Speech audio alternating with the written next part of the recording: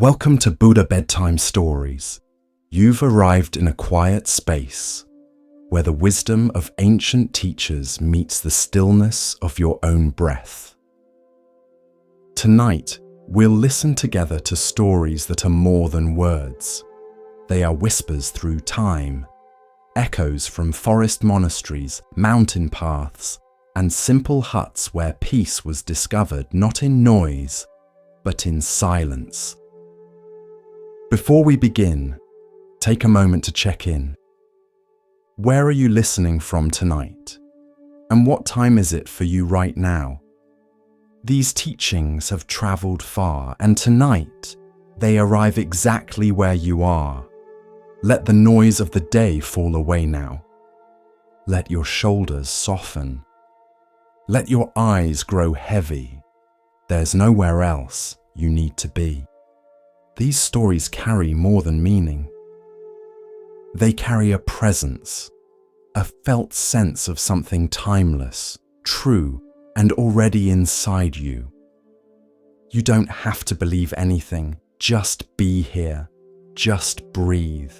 Each one holds a mirror, not to your surface, but to the quiet place beneath all striving.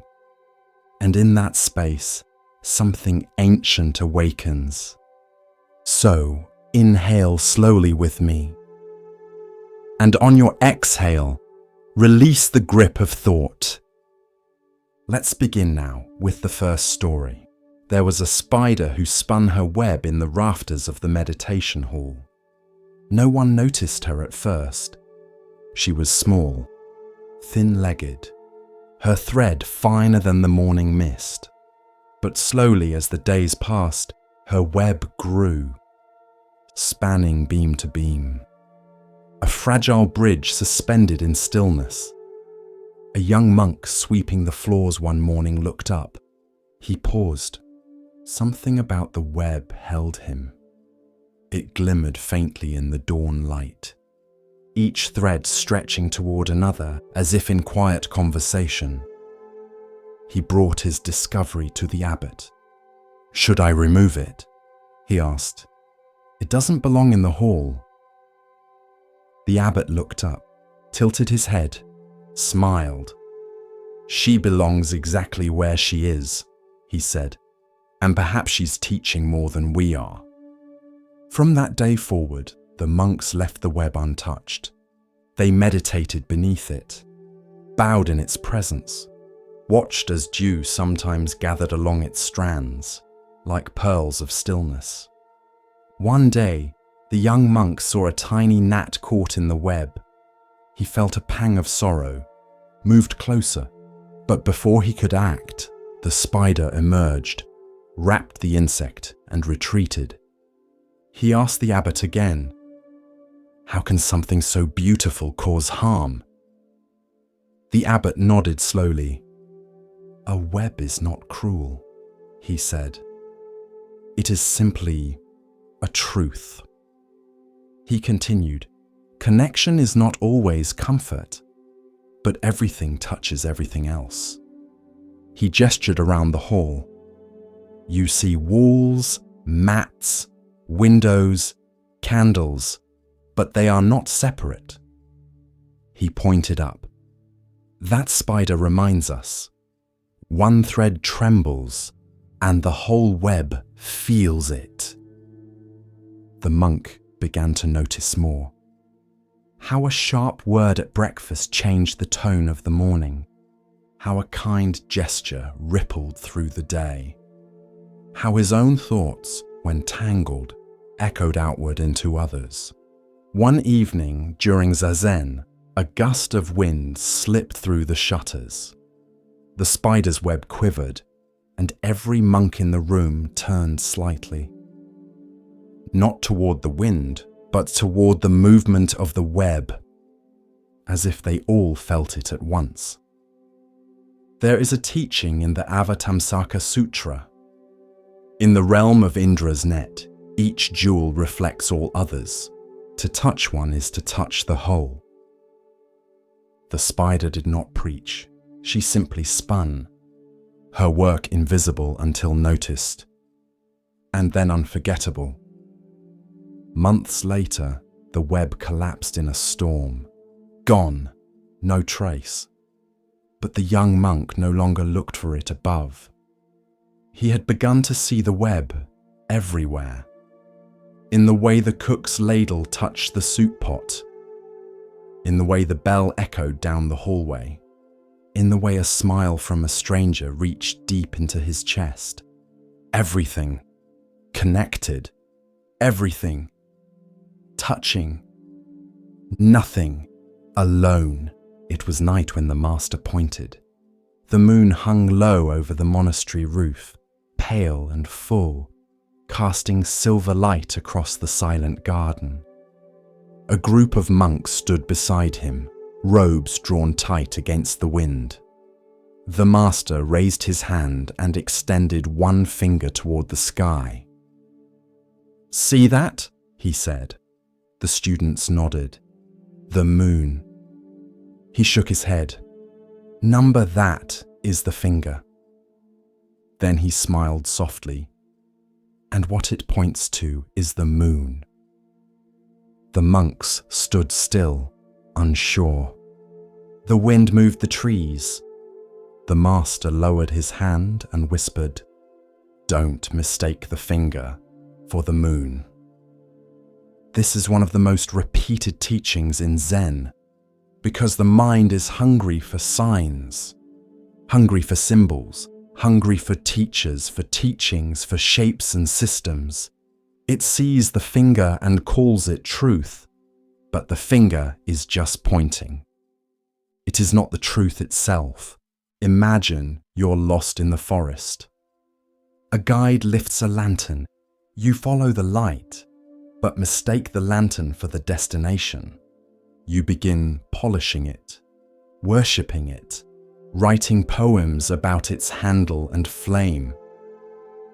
But you never leave the forest, because the lantern was not meant to be your home. It was meant to show you the path.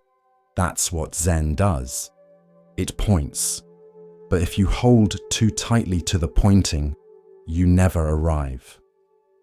Buddha's words, the sutras, the rituals, even meditation, they are fingers. Beautiful, wise, luminous fingers. But if you cling to them, if you name them truth, you stop short of the moon. A monk once asked his teacher, "What is the nature of ultimate reality?" The teacher held up a flower, just a flower. The monk bowed. He understood, because the flower was not the answer. It was the invitation to stop asking, to just see, to be. There's a story of a man crossing a river. The bridge is narrow, the current strong. Halfway across, he freezes, looks down at the water and panics. He shouts to a traveler behind him, "Help me understand this bridge." The traveler laughs gently. "You don't need to understand it," he says. "Just walk." Zen does not fear the unknown. It welcomes it, because the unknown is where truth lives. Not in definitions, but in direct experience. Not in the finger, but in the sky beyond it. Many people come to Zen hoping for words that explain. But the moment something is explained, it is no longer what it was. It becomes a concept, a mental model, and reality, true, breathing, silent reality, evaporates behind the map. Once, a young monk read every sutra he could find. He could recite the Eightfold Path, the 5 aggregates, the 4 Noble Truths. He knew Sanskrit terms. He quoted the Buddha with reverence. But he was restless. He asked his teacher, "Why do I still feel distant from awakening?" The teacher smiled and walked him outside. The moon was rising. The teacher pointed. The student followed the finger. "See it?" the teacher asked. "Yes," the monk said. The moon. The teacher chuckled. Number, that's still my finger. The monk blinked, and then, like a soft breeze over water, he understood. To point is not to possess. To teach is not to trap. Even the Buddha said, "My teachings are like a raft, meant to cross the river, not to carry on your back once you reach the shore." But many cling to the raft. They decorate it, argue over whose raft is best, then forget to cross. The finger and the moon, words and truth, map and terrain. All teachings are like this. Zen does not dismiss the finger, but it urges you not to stop there. Because no teacher can give you the moon. They can only point. The rest is silence, attention, direct seeing, commentary. This koan is not just about Zen. It is about how we relate to everything. A lover says, "I love you," and we cling to the phrase, replaying it in our minds. But the real love was in the look, in the moment, in the breath before the words. The words were the finger, the love was the moon. We read books about mindfulness, but forget to be mindful. We quote wise sayings, but live unawake. We chase spiritual techniques, but miss the moment itself. The way the light falls through leaves, the sound of tea being poured, the feel of wind on bare skin. These are the moon, director. Immediate, alive. When you sit in meditation, thoughts will rise. Names, labels, questions. That's the finger, let it point. But keep looking beyond, to what has no name. No answer, only presence, only this, only now. If you walk away with only the finger, you miss everything. But if you let it lead you, quietly, gently, without clinging, you may one day look up and find yourself under the full moon, smiling, and no longer needing to explain why. There was once a young monk who feared change. He feared the end of things, the falling of leaves, the fading of youth, the loss of voices he loved. Every impermanence felt like a theft. And though he studied the teachings, sat each morning in silence, recited the truths of Anicca, still, his heart gripped what it knew. One day, he sat with his teacher beneath the open sky. The wind was gentle. The air smelled of dry grass and pine. Above them, clouds drifted, vast and slow, casting soft shadows across the stone. The teacher pointed upward and said, "Look, what do you see?" The monk replied, "A cloud." The teacher nodded. "Now keep watching." They sat for a long while. Minutes passed. Then hours. The cloud changed shape. Then shape again. Then thinned and vanished. The monk frowned. "It's gone." The teacher smiled. "Number only its shape is gone.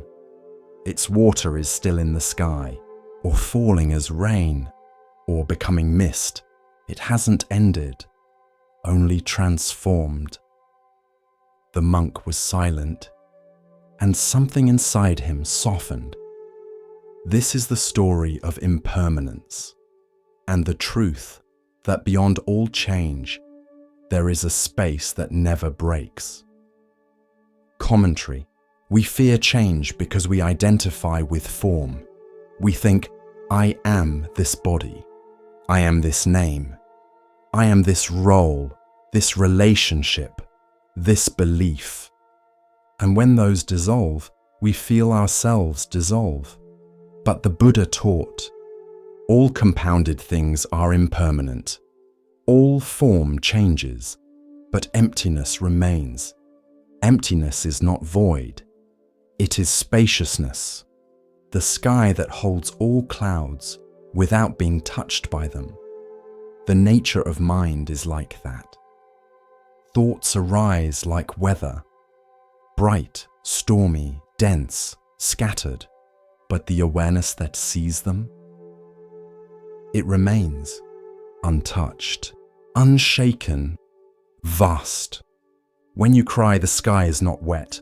When you laugh, the sky does not echo. And when the self seems to break apart, the sky simply watches.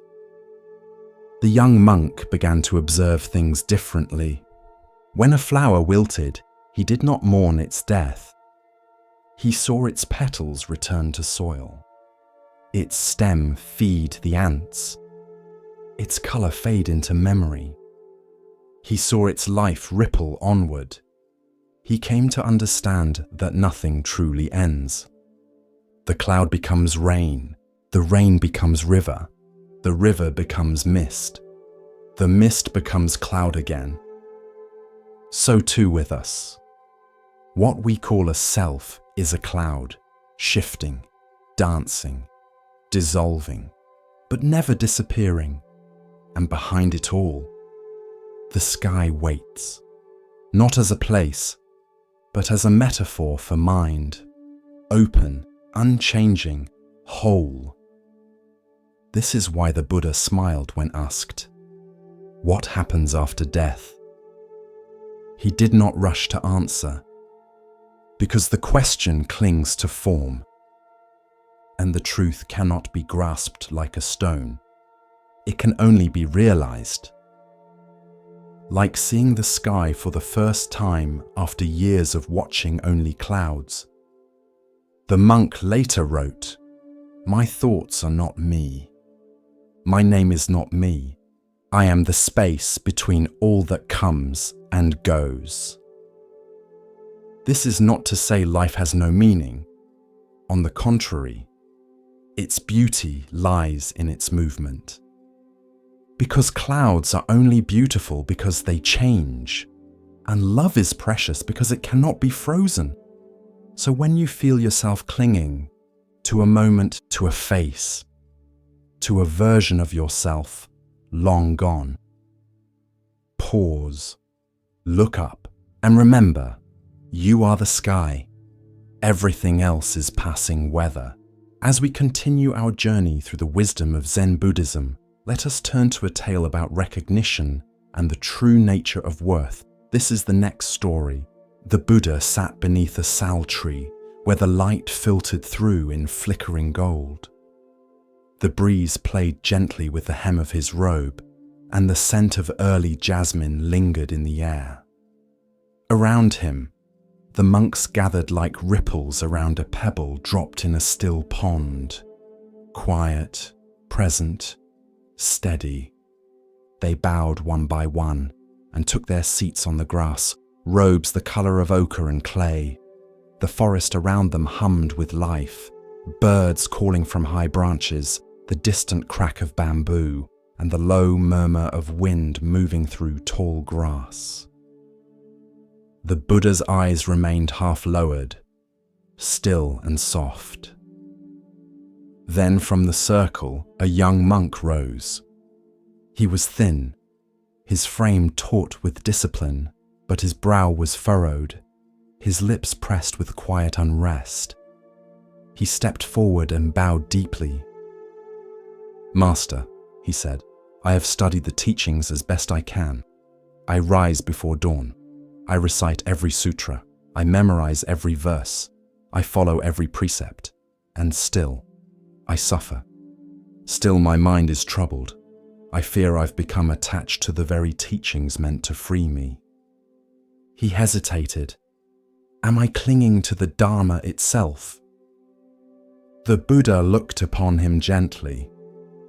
"You remind me of a traveler," he said.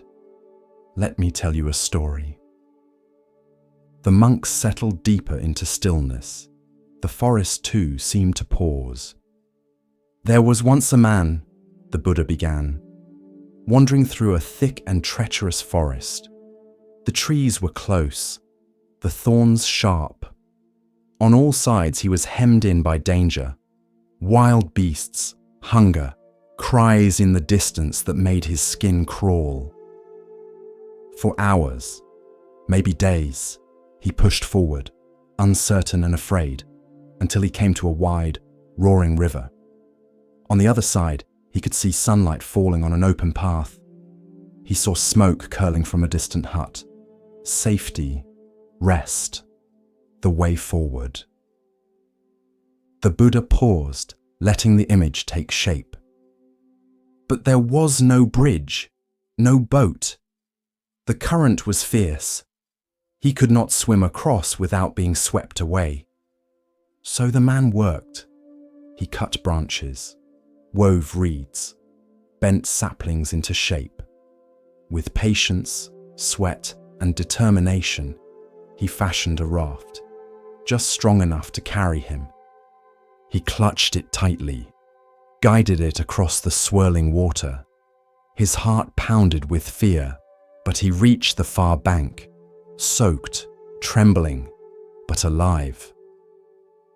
The Buddha's eyes swept slowly across the circle of monks. Now imagine, he continued, that once on land, the man looked at the raft and said, "This has saved me. This is precious. I will carry it with me always." And so he lifted it onto his shoulders and continued his journey, the heavy wood digging into his back, slowing his steps, wearing him down. A faint rustle of recognition moved through the group. "Would that make sense?" the Buddha asked. The monks shook their heads. "Of course not," the Buddha said. "The raft served its purpose. It brought him across. To carry it afterward, to cling to it, would only bring suffering." He turned to the young monk. "So too with the Dharma." The monk blinked, uncertain. "But the teachings are sacred," he said. "Aren't they to be kept close? Aren't they the source of liberation?" The Buddha nodded. "They are sacred, but sacred does not mean permanent. The Dharma is not a cage. It is not a burden to be shouldered forever. It is a tool, a raft, a means to cross the river of confusion and craving. Once you have crossed, you need not drag the boat behind you." Another monk raised his hand. "Master," he asked softly, "what if one forgets or finds themselves back at the river?"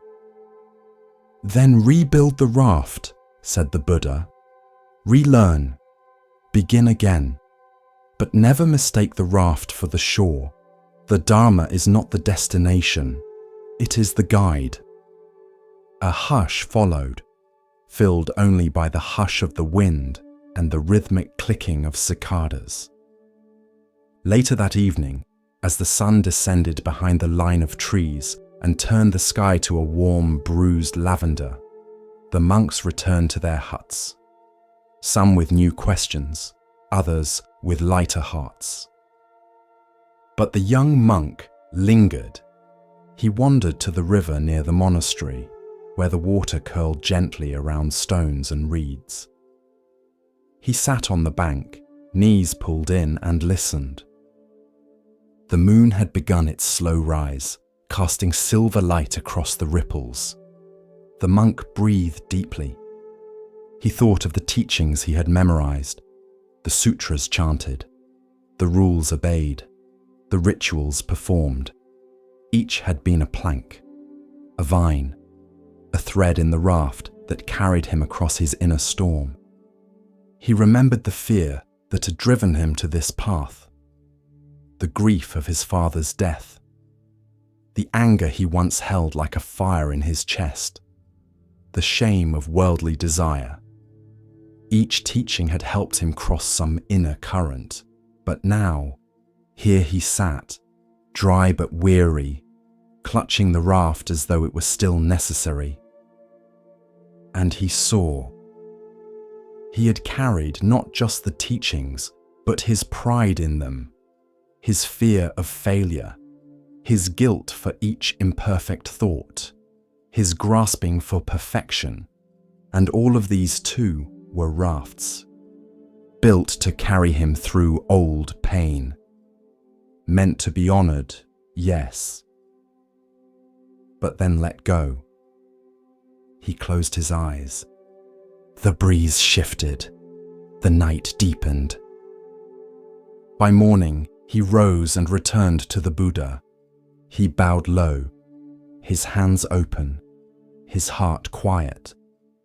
I have crossed, he said softly, and the Buddha replied, then walk freely.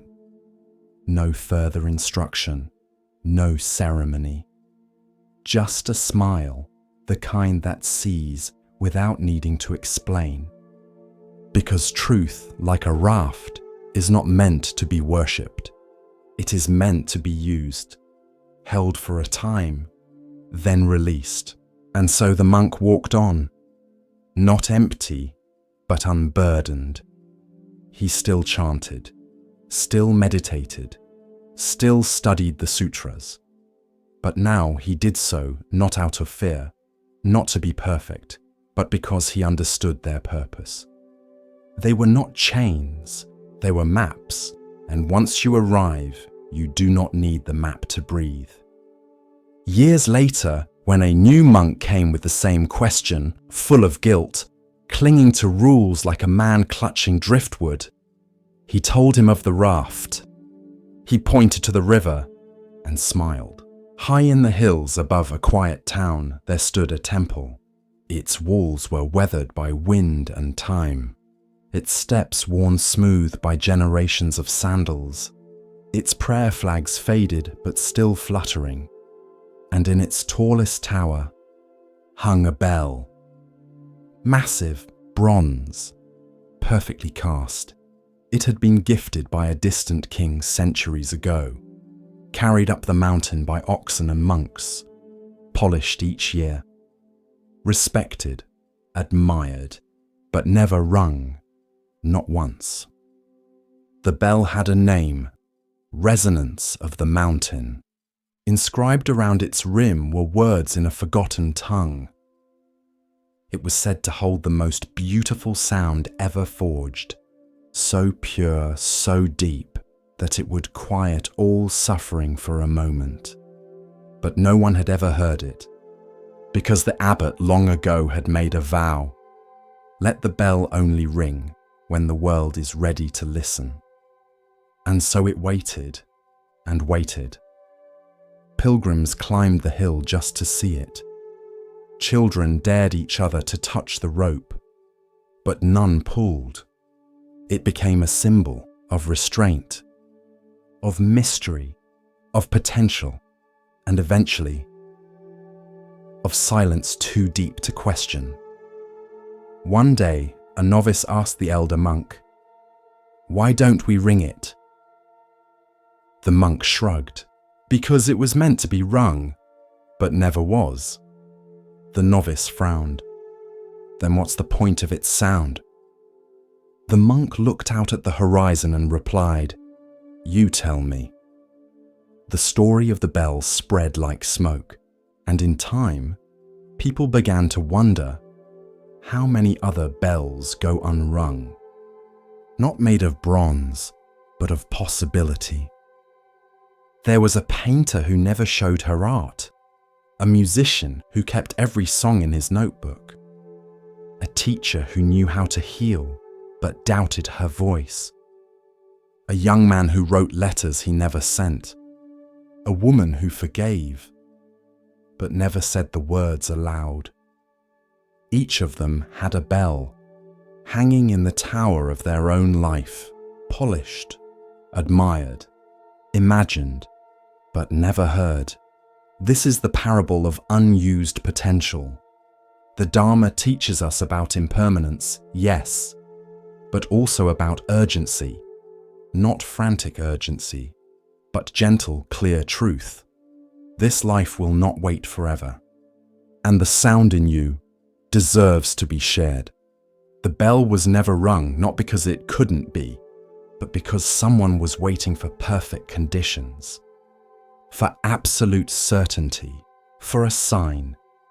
But life rarely gives signs, only moments, and you must choose to meet them. There is a Zen story of a man who stands beside a river. He thirsts, but waits for the perfect reflection to appear on the surface before drinking. He dies with water at his feet. What sound do you carry within you? What truth, what offering? What kindness left unsaid? What creation unwritten? What forgiveness unopened? Letting your bell ring does not require a crowd. It doesn't need approval. It doesn't need to be perfect. It just needs to be true and shared. One evening, a new abbot arrived at the temple. She had studied the bell's history, had bowed to it many times. And then, one spring morning, as the valley bloomed, she climbed the tower and pulled the rope. The sound that followed was not loud, not shocking, but profound. It rolled through the mountains like a low tide. Clear, mournful, joyful, full. Birds rose into the air. Monks paused mid-step. Villagers lifted their heads from bowls and windows. And in that moment, everything was still. Not because they heard something new, but because they heard something they had always carried inside. Then the bell was silent again. But something had changed. The abbot later said, "A bell is not meant to be perfect. It is meant to be heard. And so are we." Commentary. This parable asks a quiet but urgent question. What are you holding back? Not out of wisdom, but out of fear. The sound in you may not end suffering. It may not change the world, but it may change a moment. It may reach one person. It may free your own breath, and that is enough. We often wait for permission, for clarity, for mastery, for the right time. But the bell does not ask, "Will I be understood?"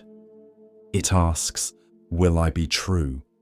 The world is filled with unwritten books, unsung songs, unspoken love, unrung bells, and it is not failure to stay silent, but it is loss.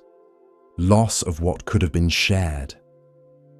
Loss of what someone else needed to hear, even if only once. You don't have to shout. You don't have to perform. You just have to let your voice exist, to let the truth you carry move from silence into air. So ring your bell, tell your story, share your art, speak your heart, forgive, laugh, cry, begin again, even if your voice shakes, even if your hands tremble, even if no one claps. Let the sound live outside of you. Let it ripple. Let it go. Because a silent bell may be beautiful, but only a ringing bell is alive. Long ago, in the shadow of the Mahabharata range, there lived a young man named Jorin. He was clever, quick-witted, strong of voice and proud of heart. But Jorin carried something deeper, an anger that lived just beneath his skin. Not always cruel, but sharp, like a wind that turned cold without warning. One day, after an argument with his father, Jorin stormed out of their stone cottage and began climbing the mountain trail above their village. "I don't need anyone," he shouted at the trees. But the forest only rustled in reply. He climbed higher until the air turned thin and the path narrowed to rock and dust. At the highest ridge, he stopped. and yelled into the vastness below. "I hate you!" The words bounced off stone, and to his surprise, the mountain answered, "I hate you! I hate you!" The echo rang out across the cliffs, his own voice thrown back at him. Jorin blinked. He had never heard the mountain speak before. Curious, he cupped his hands again. "You're a fool!" The echo answered, "You're a fool, a fool." Now he laughed nervously. Then, hesitantly, he tried, "I love you." And again the valley responded, "I love you. Love you." His voice returned, but changed by the silence it passed through. Jorin stood there for a long time, the cold wind tugging at his sleeves, the vastness of the world pressing in. And then he turned back down the path, but quieter than before. This is the story of karma, of how what we send out returns. Commentary. In Sanskrit, karma means action, but not just physical action. Also thought, speech, intention. Each one plants a seed. And those seeds, over time, bear fruit, not as punishment, not as reward, but as response. Like an echo. The mountain did not decide to insult Jorin. It simply returned what was given. This is the truth of karma. The world is not judging you. It is reflecting you. The Buddha once said, "With our thoughts, we make the world." Speak or act with a pure mind, and happiness follows you, like a shadow that never leaves. Most people think karma is about fate, but it's not. Karma is not what happens to you. It's how you move, and what that movement shapes in return. Jorin didn't change overnight, but that moment on the mountain stayed with him. He began to notice the way his words shaped the people around him, how a harsh joke left someone smaller, how a small kindness lifted a room. He didn't always get it right, but now he listened for the echo. One day, years later, Jorin stood at the base of the same mountain. His son, angry about a broken toy, was shouting at the sky. Jorin placed a hand on his shoulder and said, "Careful, little one. The mountain hears." The boy looked up, puzzled, and Jorin smiled. "Speak gently, even when no one answers right away." Because life is an echo.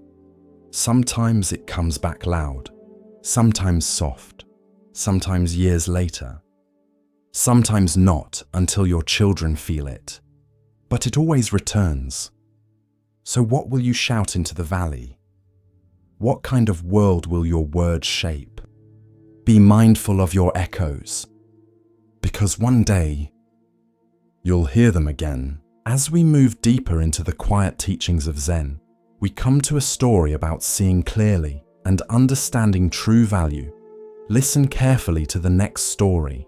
The wind in Lumbini moved gently, like breath held between two worlds. It was spring, the trees were in bloom, and the sal branches swayed with the weight of 1,000 white blossoms, drifting like snow through sunlight. The grove itself had always been sacred, but on this day, it held its breath, because something was about to happen. Queen Maya of Kapilavastu had travelled far. Her time was near, and by custom, she had chosen to give birth in her family's village. The journey had been long, but gentle. Attendants walked quietly beside her. The sky stayed clear, and the earth itself seemed to soften beneath their steps. When they reached Lumbini, Maya smiled. Here, the air was different, cooler, still. The light filtered through the trees in beams so soft they looked like silk. She stepped down from her carriage, removed her sandals, and walked barefoot into the grove. Birds did not flee. They simply paused. At the center of the grove stood a tall sal tree, wide-branched and flowering. She reached for a low branch and rested her hand upon it. She did not cry out. She did not tremble. She breathed. And there, beneath the trees upon the earth in silence, a child was born. He did not enter with a cry. He entered with awareness. His eyes opened wide, dark and deep like the night before rain. His skin was said to shine with a glow not of this world, and the breeze, once soft, began to stir the leaves as if to sing. Attendants rushed forward. The midwife covered her mouth. The sky turned golden for a breath, and legend says that the flowers on the sal tree bent low to witness. The child did not wait to be carried. He stood. He took 7 steps, and with each step, where his foot touched the ground, a lotus bloomed. Not imagined, not metaphor, but real, petals unfurled beneath his heels. Fragrance filled the air, and the world paused. Animals stopped their grazing, streams paused their song, and even the wind, surprised by the holiness of the moment, turned back to watch. When the 7th step was taken, the boy raised one hand to the sky and one to the earth. And in a voice that was not learned but remembered, he said, "In this life, I am born for the benefit of all beings. This is my final birth. I will put an end to suffering." It is said that the Devas, gods of distant realms, gathered in silence, their hands folded, their eyes lowered, because something rare had occurred. A bodhisattva, fully awakened in past lives, had returned to walk the earth once more. Heavenly flowers fell through the air. Trumpets sounded without instruments. Celestial beings whispered blessings the humans could not hear. And yet even those on earth, who had no names for such wonders, felt the shift. One man wept without knowing why. One horse knelt in its harness.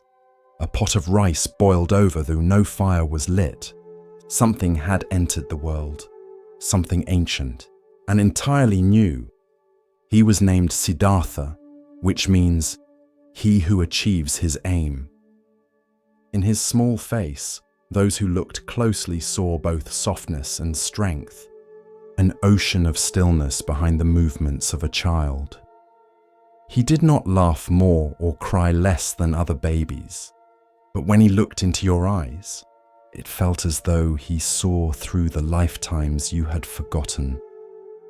Queen Maya held him close, felt his heartbeat against her own, but in her heart she knew this child did not belong only to her. He belonged to the world. Word of the birth traveled quickly. When the child was only days old, the king summoned the wise sages of the land. Among them came Asita, an old hermit who lived in the mountains, wrapped in robes the color of ash, with eyes that had watched the turning of many seasons. He entered the palace slowly, carried no staff, asked no favor. He only asked to see the child. When Siddhartha was placed before him, Asita's lips trembled. Tears welled in his eyes, not from sorrow, but from recognition. He bowed low before the infant. And when he rose, he turned to the king. "This child will not rule a kingdom. He will rule the heart. He will not wield armies. He will end suffering. He is destined to become a Buddha, an awakened one. He will show the way beyond sorrow. But I will not live to see his teaching. That is my only sadness. And he bowed once more. The room fell still. Even the oil lamps seemed to lean closer. The king said nothing. The queen held her son more tightly. Maya did not live long after the birth.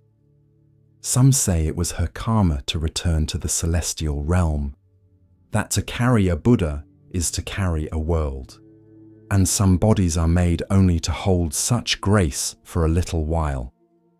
Others say she became his guardian spirit, that she watched from beyond the veil, her presence in every breeze that cooled his fever, every bird that sang outside his window. Siddhartha was raised by her sister. He grew in the lap of comfort. But the memory of the grove, the trees, the moonlit dream, those lived on. Years later, when Siddhartha became the Buddha, he never spoke often of his birth. He taught of suffering, of the path, of breath, of impermanence. But once, when asked what it meant that he had walked on lotus blossoms, he smiled and said, "The path was already beneath me. I did not make it appear. I only stepped where it had always been. Because truth is not invented, it is remembered." Like petals underfoot, waiting to be noticed. And so the child who walked on lotus blossoms became the man who taught others to walk in peace. One step, then another, until suffering too began to bloom into wisdom. The young monk spoke with confidence. He had studied for years. He had memorized the sutras, debated the Dharma, written essays on emptiness and non-self. Now he stood before Master Obaku, hoping to impress him. "What is the ultimate truth of Buddhism?" he asked, bowing low. The question was polished, prepared, even reverent. But Obaku said nothing. Instead, he stepped forward and shouted, loud, sudden, like thunder cracking a still lake. The monk stumbled backward, heart racing. His thoughts vanished. His pride scattered like startled birds. And for a moment, just one brief, breathless moment, his mind stopped. No questions, no answers, just space, raw and awake. That was the lesson. A shout. Not of anger, but of compassion. Not to belittle, but to break. To shatter the walls of thinking that separate seeker from truth. In the Zen tradition, this is known as katsu, a fierce cry. A single wordless eruption that pierces through the mind's constant noise.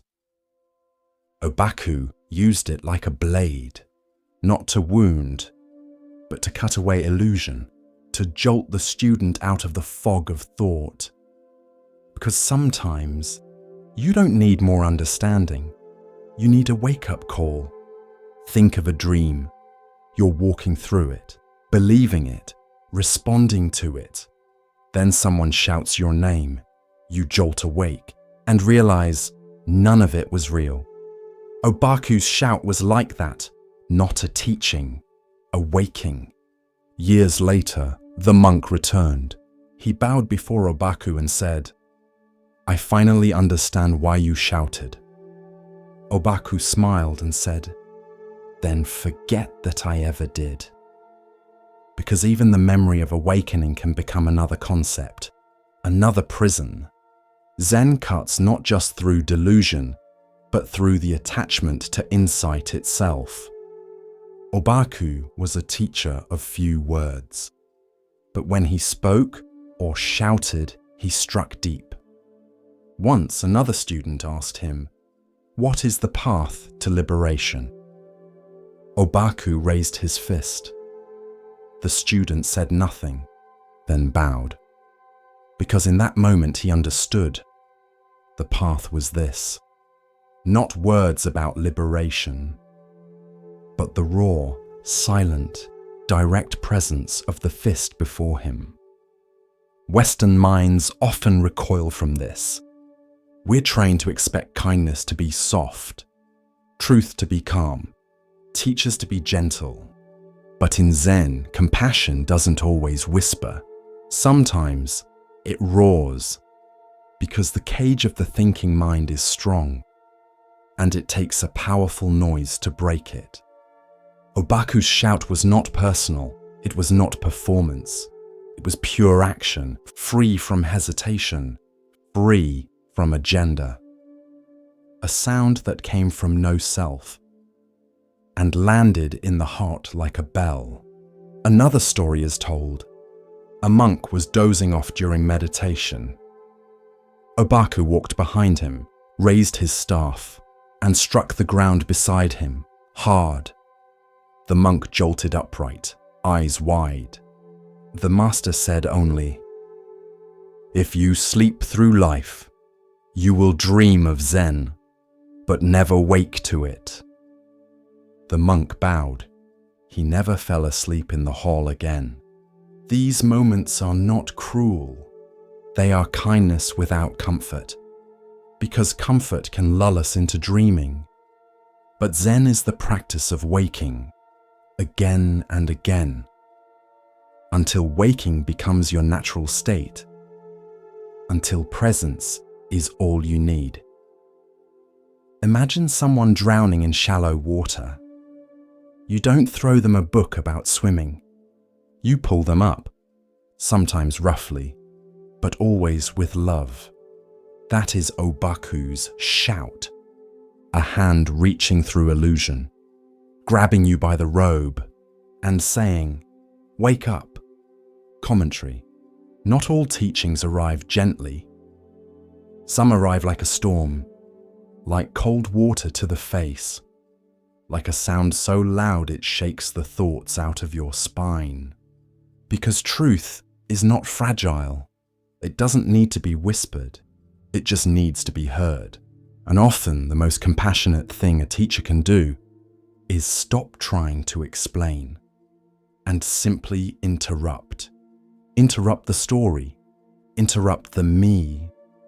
Interrupt the years of polite ego dressed up as spirituality. Obaku knew this. He wasn't teaching Buddhism, he was teaching freedom. And sometimes freedom begins not with understanding, but with a single sharp, sacred shout. If you walk away from Zen with nothing but quotes, you've missed it. If you remember the stories but never felt the cut, you're still dreaming. But if something within you, some soft center you didn't know you had, felt this story not as words, but as thunder, then maybe, just maybe, you've begun to wake up. The sun rose slowly over the wide green fields, brushing the tops of the grass with gold. Mist drifted over the earth like breath from a dreaming world. And in a quiet corner of the meadow, where the stalks grew thick and the wind passed gently, lived a flock of quail. They were small birds, light-boned and quick, their feathers dappled like earth and sunlight. They lived simply, eating seeds, singing softly, and moving together like a single thought. And among them was one who saw more than the others, who watched not only the sky and the grass, but the patterns within them. He was the Buddha in a past life, and though he had no title or special perch, the others came to trust him, because he noticed what they missed, and he saw what was coming. Each day, the flock flew out into the fields to feed. Each day they returned, wings beating as one, hearts light. But one morning, As the sun rose pale behind thin clouds, the wise quail called the others close. "There is danger coming," he said. The flock stilled. "A fowler is near. He lays traps in the tall grass. If we are not careful, we will be taken." Some of the younger birds flapped their wings in alarm. "Should we stop flying?" asked one. "No," said the wise quail, "but we must act together." He showed them a plan. "If one is caught in the net," he said, "do not panic. Each of us must place our beaks beneath the net. At the same moment, we will lift and fly." "To freedom?" a small chick asked. He nodded. "Yes, together." The flock agreed, and the very next day, the net came. It was hidden beneath the dew-wet grass. A few birds landed without seeing it. With a sudden pull, the fowler sprang the trap. Wings fluttered, cries rang out. But the wise quail shouted, "Now!" as we practiced. The others rushed in, beaks down, wings strong. And together they rose, the net lifted with them, light as silk on the wind. And just beyond the trees, they dropped it, free once more. The fowler, watching from behind a tree, blinked. "Strange," he muttered. "I've never seen birds do that." He returned the next day, and again the next. Each time the net was lifted. Each time the birds escaped. He grew frustrated. "Clever little things," he muttered. "But they won't always be united." And he was right, because fear does not break the flock, but ego can. One morning, two young quail quarreled. "You always land too close," snapped one. "You always peck too fast," the other retorted. Their voices rose. The others turned away, uncomfortable. The wise quail approached them gently. "Remember," he said, "the net does not care who is right, only who is divided." But pride had taken root. The quarrel continued. And the next day, when the net fell again, something changed. The two angry quail were caught. The others flew in, ready to help. "Lift with us," they called. But the two snapped at each other. "You grab that side!" "No, you're too slow." Their beaks tangled, their wings struck each other, and in the confusion, the net stayed down. The fowler emerged from the trees, and that day, not all escaped. The survivors gathered in silence beneath a low fig tree. Even the wind was still. The wise quail spoke, not in anger, but with sorrow. "Together we can lift what traps us, but alone, even a feather becomes too heavy." In time, the flock mended. The young quail apologized, and the net, though dangerous, was never as strong as their unity. The fowler eventually gave up and moved on, and the wise quail remained, never seeking attention, never blaming, but always watching, always reminding them it is not the trap that captures us. It is forgetting that we are stronger together. In quiet monasteries, monks would later chant this story beneath swaying trees. They would bow not to the birds, but to the truth they carried. That unity is not just comfort, it is survival. Because in this world, nets will fall. But if we move with one breath, with one purpose, with one heart, even the strongest snare cannot hold us. With each step on the Zen path, a new lesson unfolds. Now we turn to a story about recognition, of self, of others, and of what truly matters.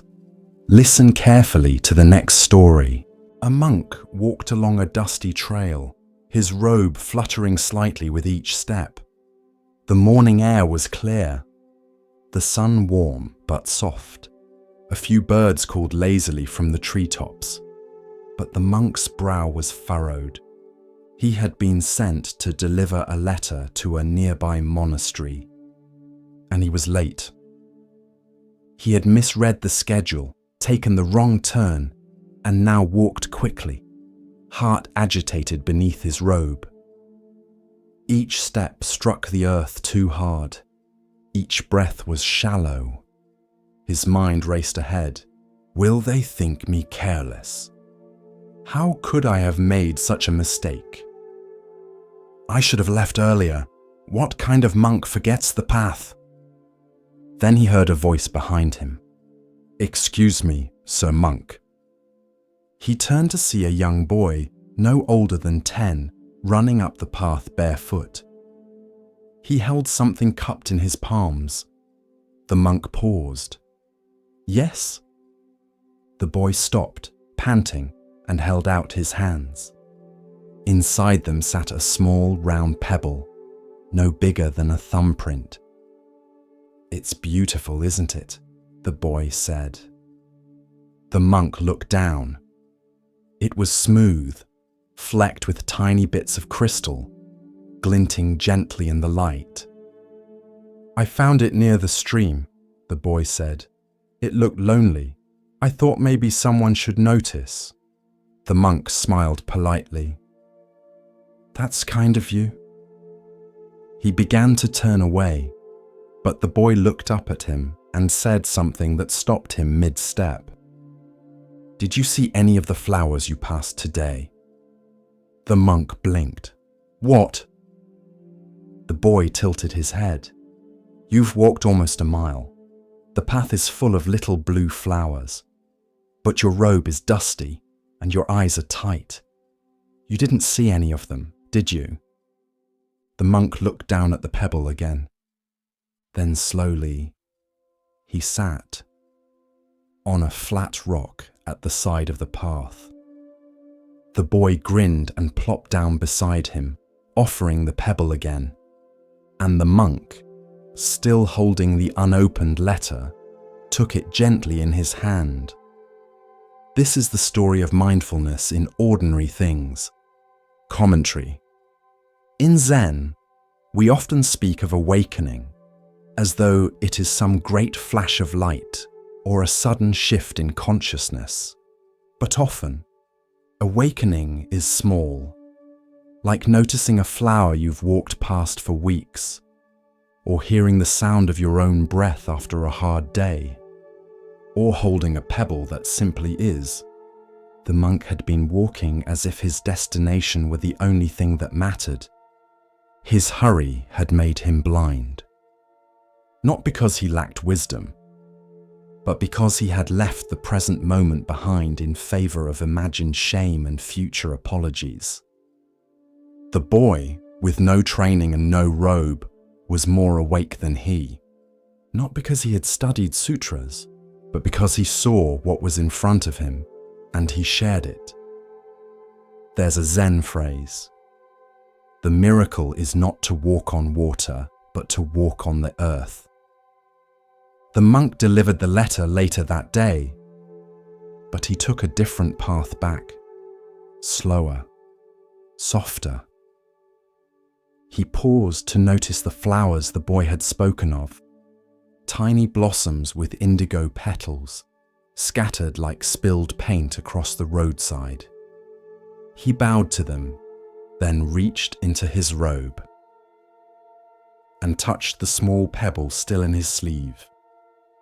After that, he kept it on the windowsill beside his mat, not as a relic, but as a reminder that awareness begins not with enlightenment, but with noticing what's already here. We spend our lives waiting for bigger signs, bigger truths, more impressive moments.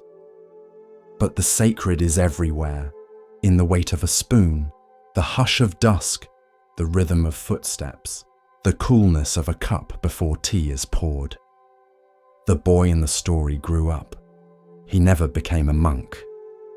But he taught his children to pause, to touch the bark of trees, to look into puddles after rain, to name the colors of the sky at sunset. And his children did the same. Sometimes the greatest teachers do not stand at the front of a hall. They kneel by a stream and lift a stone. So let the pebble teach you. Let it slow you down. Let it whisper. This moment matters too. The road to Kusinara was quiet. Not silent, never that, but filled with the hush of a world preparing to let go. Leaves rustled without wind. Birds called, but softly, like they too were watching. The monks walked in silence, their robes brushing against dry earth. And at the front, supported by Ananda's steady hand, walked the Buddha. His body was frail. The form that had once walked hundreds of miles barefoot, that had sat unshaken through storms, through temptation, through hunger, now trembled with every step. His ribs showed like lines drawn in dust. His shoulders drooped like branches in drought. But his eyes were clear, bright, as steady as the day he left the palace gates. They reached a grove of sal trees on the outskirts of the small village of Kusinara. The Buddha paused. "Here," he said softly, "let us rest here. This is a good place." The sal trees stood in silent formation, tall, pale, and blooming out of season, their white blossoms drifting like snow. Some monks whispered that the trees had awakened too, that nature itself knew what was coming. Ananda laid down a folded robe beneath his teacher's head. The others formed a soft ring around them, as if holding the space open, sacred and still. The Buddha reclined on his right side, in the lion's posture, facing west. His breathing was shallow but steady. The light of the setting sun turned the dust gold. "It is time," he said. "The body is like a worn cart, held together by straps and will. It has served its purpose. Let it be." Ananda knelt beside him, eyes already full of tears. "You always said not to cling," he whispered. "But I don't know how not to." The Buddha turned his gaze to his beloved attendant. "You have served with a heart free of self, Ananda, for 25 years, never once wavering. You have been my shadow in daylight, my shelter in storm. You are not losing me. You are gaining the path." Ananda bowed, his forehead to the earth. "But the world will feel so empty without your footsteps." The Buddha smiled gently. "Then fill it with your own." Word spread through Kusinara like a breeze stirring dry leaves. The Blessed One is near death. Men and women came with offerings, not of gold, but of rice, of garlands, of silence. Some stood at a distance, unable to speak. Others stepped forward and bowed low, their heads pressed to the soil.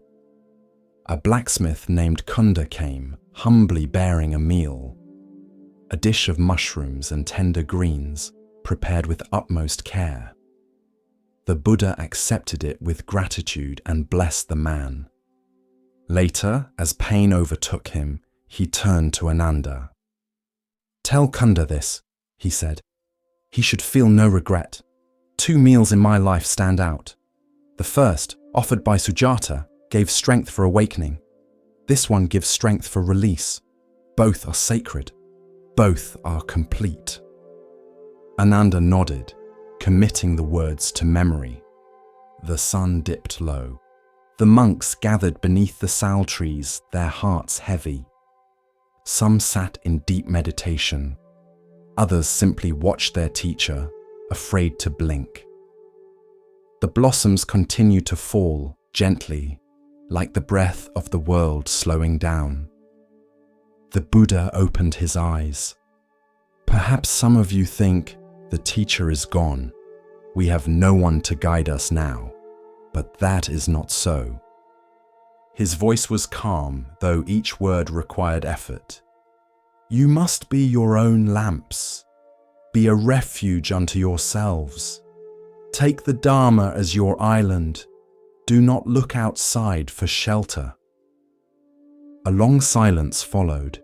Then he added, with clarity that cut through every grief, all compounded things are subject to decay. Strive with diligence. He closed his eyes and entered deep absorption, one state after another, like ripples fading across a pond. First through the four jhanas, then through the formless states, boundless space, boundless consciousness, neither perception nor non-perception, and then beyond. His breath slowed, then faded, then stopped. But the silence that followed was not empty, it was whole. The sal blossoms fell across his body. One landed gently on his brow. Ananda did not cry at first. No one did. The stillness was too vast. It reached into them. It opened a space that no sorrow could fill. A hush settled over the grove, deeper than sleep, deeper than night. Even the birds fell quiet. Even the wind held back. And then, as if cued by the moment, the sal trees swayed. Not with breeze, but with knowing, with reverence. The Blessed One had passed into parinirvana. They sat for hours, no words, no movement, just presence. Some monks touched their foreheads to the ground. Others sat upright, spine like a mountain, anchoring the grief in stillness. When finally the moon rose, round and full, like a soft eye watching from above, Ananda stood. He is gone, he said softly, voice breaking. No, whispered another monk, a younger one. He is everywhere now. The cremation took place days later. They built a pyre of fragrant sandalwood, wrapped his body in layers of clean cloth and placed it with care. 8 royal families sent emissaries to claim relics, and a solemn agreement was reached. The remains would be divided equally, enshrined in stupas across the land. But the true relic was not ash. It was the teaching, the 4 noble truths, the eightfold path, the silence behind the breath, the calm behind the storm, the truth that lives on not in memory, but in practice. In time, monks and nuns would walk for weeks to reach that sal grove. Some would come in silence. Others would chant, but all would feel something shift as they stepped beneath the trees. They would sit on the earth where the Buddha last rested and listen, not for sound, but for understanding. And sometimes, if the wind was just right, they would hear it. Strive with diligence. Ananda, as the years passed, returned often. He would sit beneath the very tree where he had knelt that night. He would run his hand along its bark, worn smooth now by the prayers of many. He would remember the final gaze, the final breath, and the words that lingered after everything else had passed away. All things that arise must pass, but the path is timeless. And in the stillness there would be no fear, only peace. And so that is how he left, not in triumph, not in spectacle, but in peace, wrapped in stillness, under trees that bloomed out of season, as if even nature bowed to the one who no longer clung. And in that final moment, the world did not end. It simply continued, quieter, wiser, and forever changed. In the heart of a wealthy city, wrapped in silk and stone, lived a man who had everything. Gold draped his halls. Ivory framed his mirrors. Incense curled in soft waves from brass burners that never cooled. His name was Viran. He owned land, warehouses, servants, even ships that crossed oceans bearing his name on their sails. And yet, he could not sleep. Each night, he turned beneath embroidered sheets, his mind counting coins like sheep. Each morning, he awoke with new orders, new demands, new acquisitions. He kept building, kept gathering, but inside there was a tightness he could not name. One day, as he stepped from his carriage, he noticed a beggar sitting beside the temple gate. The beggar's robe was faded and torn. His alms bowl was empty, but his eyes were calm, still as a pond before dawn. Viran glanced at him and scoffed. "If I had nothing," he said, "I would not smile." The beggar bowed. "If you truly had nothing," he said, "you might finally know peace." The words followed Viran like a shadow. He tried to forget them, tried to drown them in wine, in silk, in celebration. But they clung like a thread caught in the lining of his soul. The next morning, he returned to the temple. The beggar was still there, eyes closed, back straight, breath soft. "How do you do this?" Viran asked. "You have no food, no roof, no gold, and yet you sit like you own the world." The beggar opened his eyes. "I do not own the world," he said, "but the world no longer owns me." Viran stared. Something inside him cracked. That day he left behind his ring. The next, his jeweled belt. Then quietly, he began walking to the temple each morning, leaving behind one possession at a time. No ceremony, no announcement, just letting go, piece by piece. The beggar never asked, never praised. He simply shared his seat on the stone step. Weeks passed. One morning, Viran arrived barefoot.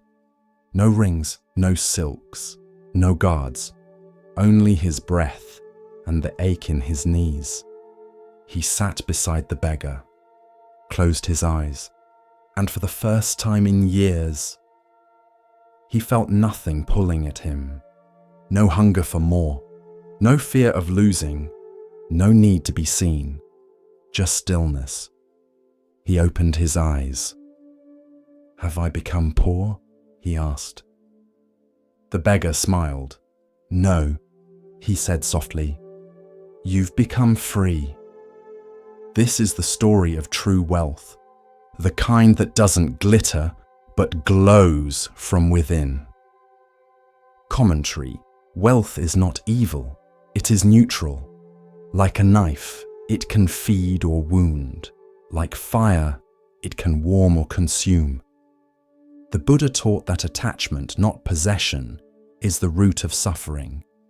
You can have little and still cling. You can have much and still be free.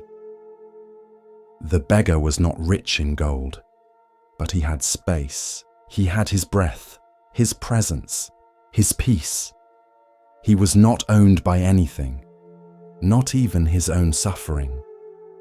The parable reminds us, you are not your bank balance, not your reputation, not your wardrobe or your followers. You are the one who notices, the one who breathes, the one who can let go. Letting go is not about loss. It is about choice. When you no longer need a thing to feel complete, you are free to enjoy it or leave it without fear. That is the highest wealth. There's a Zen proverb: when I had nothing, I had everything. It does not mean destitution. It means this: when your hands are not full of fear and control, they are finally open to life. So whether you own much or little, ask yourself, do these things serve me? Or do I serve them? If they crumble, do I crumble too? Or am I the same presence, the same breath, the same open sky? Regardless, true wealth is not counted. It is felt. It is the spaciousness of a mind that can sit still beside a bowl, empty or full, and smile just the same. Be that kind of rich. As our exploration of Zen Buddhism deepens, let us listen to a story that reveals how true worth is often overlooked. Here starts the next story. It moved like time dash dash, patient, steady, clear. She had come to the water for answers, not about rituals, not about chanting, but about something deeper. Who am I? She had read sutras, memorized verses, and bowed each morning, but still, a knot remained in her chest. The old teacher, sensing her restlessness, came to sit beside her. They watched the water in silence for a while. Then he pointed to a single droplet clinging to a leaf above the current. It trembled. Round, whole, complete. "Is that a drop of water?" the master asked. She nodded. "Yes," he smiled. Then a breeze blew. The droplet fell and joined the river below. The master turned again. "Now tell me, where is the drop?" This is the story of non-self, of how the self we cling to is like a drop, never separate, never alone. Commentary. We walk through life asking, who am I? What is me? Where do I go when I die? But these questions are like trying to bottle the river. The tighter you grip, the more it slips through your fingers. The Buddha taught that what we call a self is not fixed.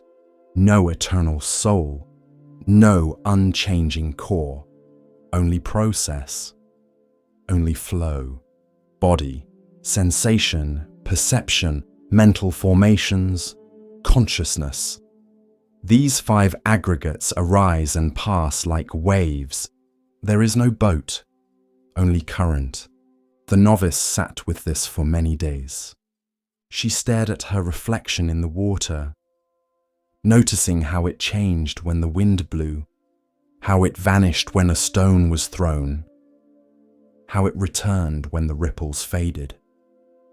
Was the reflection real? Yes. Was it solid? So too with the self.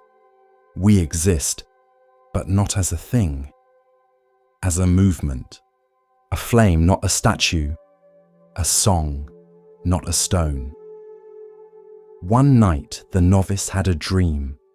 She stood before a vast river. She cupped water in her hands, holding it close, but it began to spill, to slip between her fingers, to return to the source. In the dream, she let it go and wept, not from sadness, but relief, because in letting go of the drop, she felt the whole river. When she woke, she wrote a single line in her journal.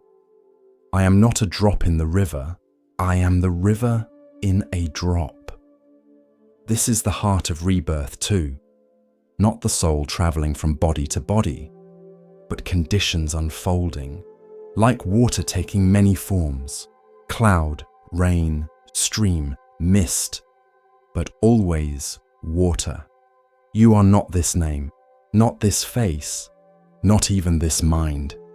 You are this moment, arising from countless causes and dissolving into new ones. When the master was old and dying, the novice, now a teacher, sat by his side. She asked him if he was afraid. He smiled faintly and said, "A drop returns to the river. How can it fear?" Then he closed his eyes and was gone. But the river kept flowing. So the next time you feel small or lost or alone, remember the drop and the river it was never truly apart from.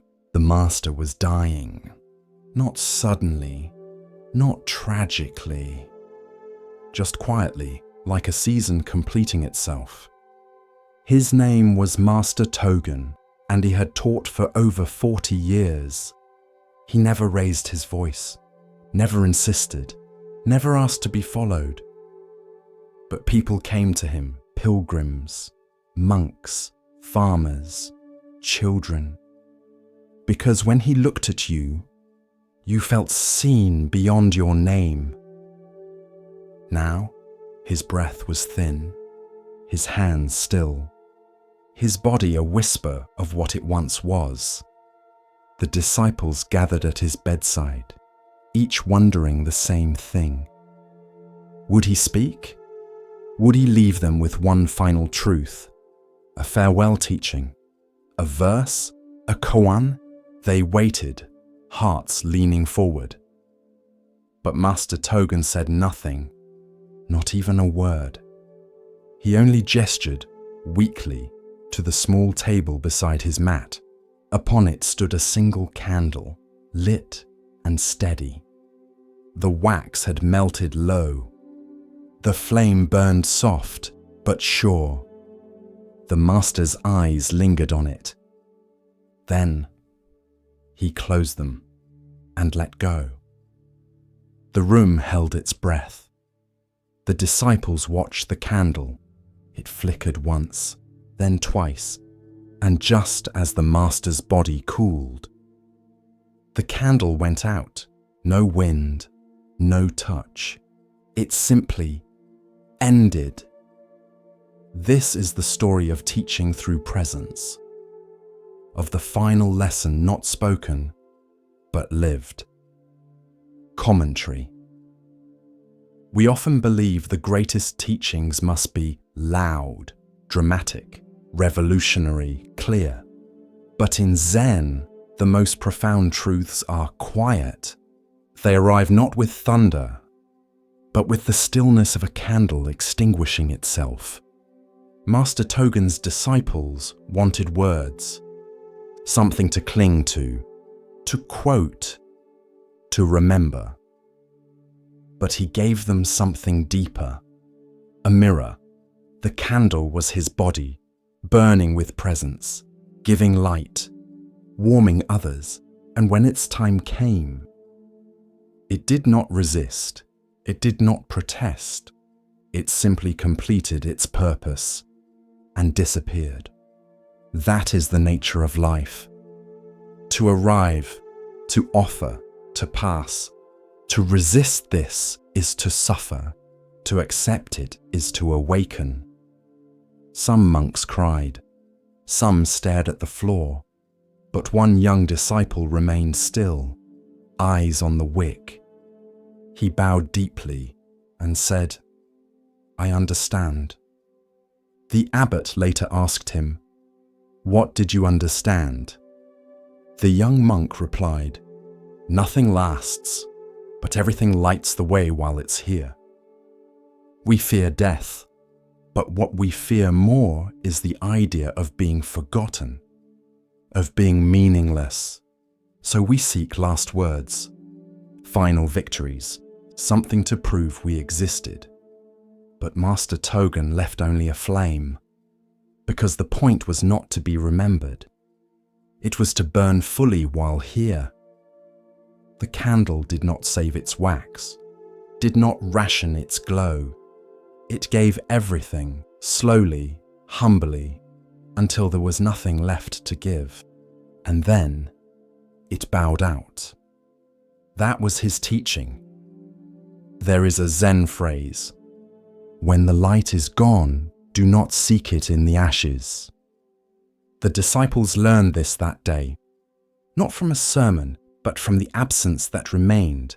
Master Togen lives on, not in statues, not in scriptures, not in recorded sayings, but in how the monks now move. With care, with presence, with awareness that each moment is a wick, each breath a flame. So when your time comes, be like the candle. Don't worry about your legacy. Focus on your light. He sat at the back of the community hall, near the exit. Not hiding, just watching. The others talked, laughed, poured coffee from large silver thermoses and passed around paper cookies from supermarket trays. But he didn't move, didn't smile, didn't speak, just watched. His name was Curtis. Army jacket, grey beard, hands that twitched slightly even when still. He had come to the meditation group because his VA counselor suggested it. "You don't have to talk," she said. "Just show up." So he did, and for 6 weeks, he said nothing. But he returned. Same chair, same silence, same eyes that carried too many memories to speak aloud. The teacher never pressed. A woman in her 50s with a quiet strength. She guided them through breath awareness, walking meditations, and loving kindness phrases that sometimes made people cry without knowing why.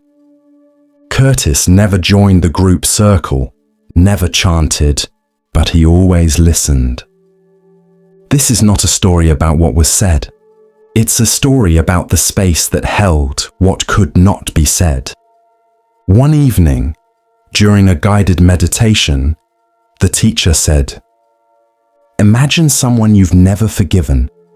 Now imagine letting go, not for them, but for your own peace." Curtis's jaw clenched. His breathing grew sharp. Then, it softened. After the session, he didn't leave right away. He walked slowly to the window, looked out at the parking lot lights reflected in puddles, and whispered, "I used to listen for footsteps every night."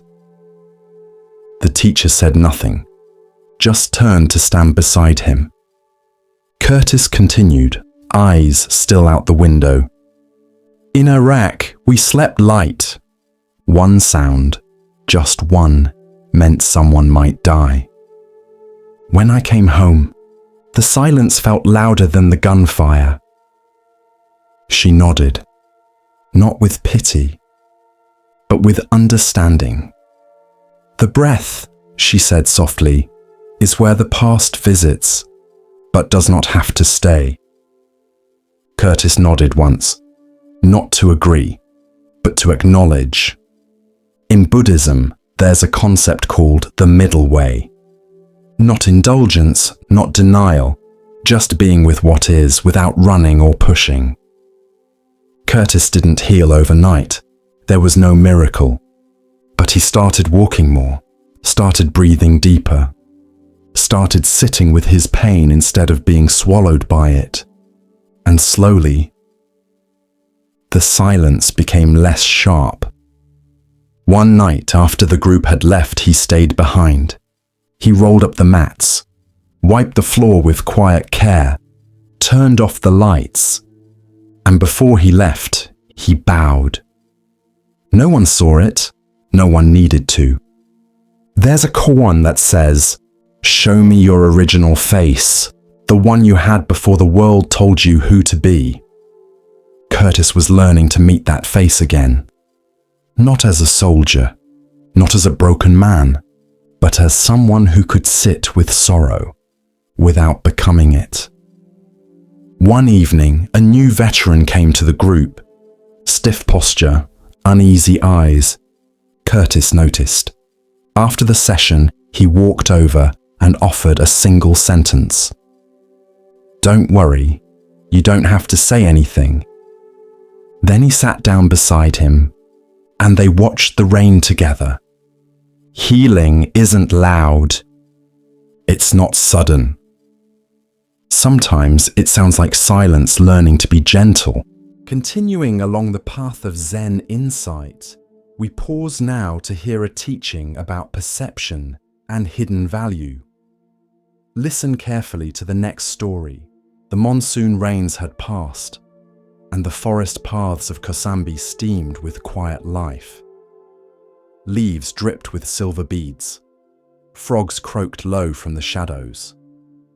And above it all, the scent of wet bark and jasmine lingered like breath held too long. Under a canopy of tall sal trees, the Buddha sat surrounded by monks. They had walked for days to gather here.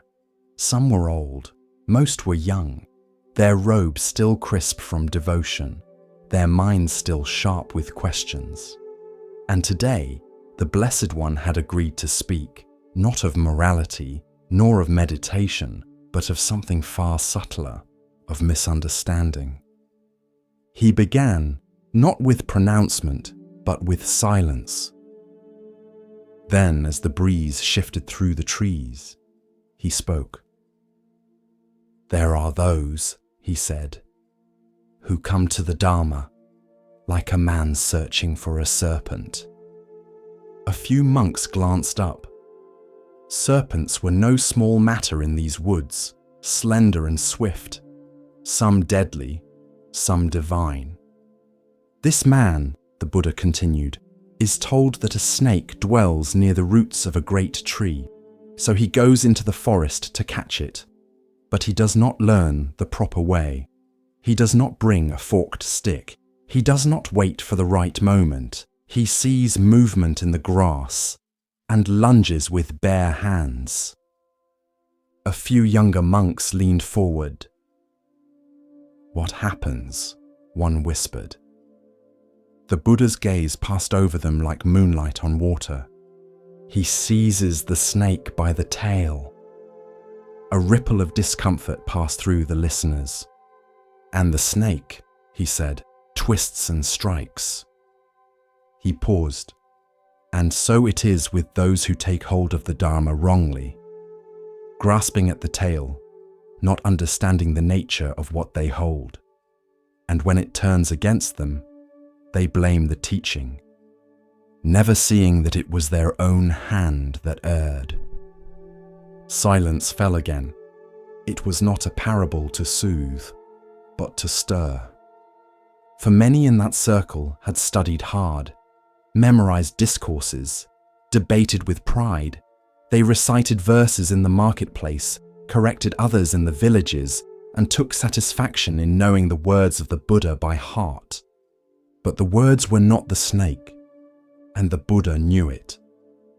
A senior monk, Kakana, bowed his head and asked softly, "Blessed One, how does one hold the Dharma correctly?" The Buddha nodded. "Imagine," he said, "a man crossing a river.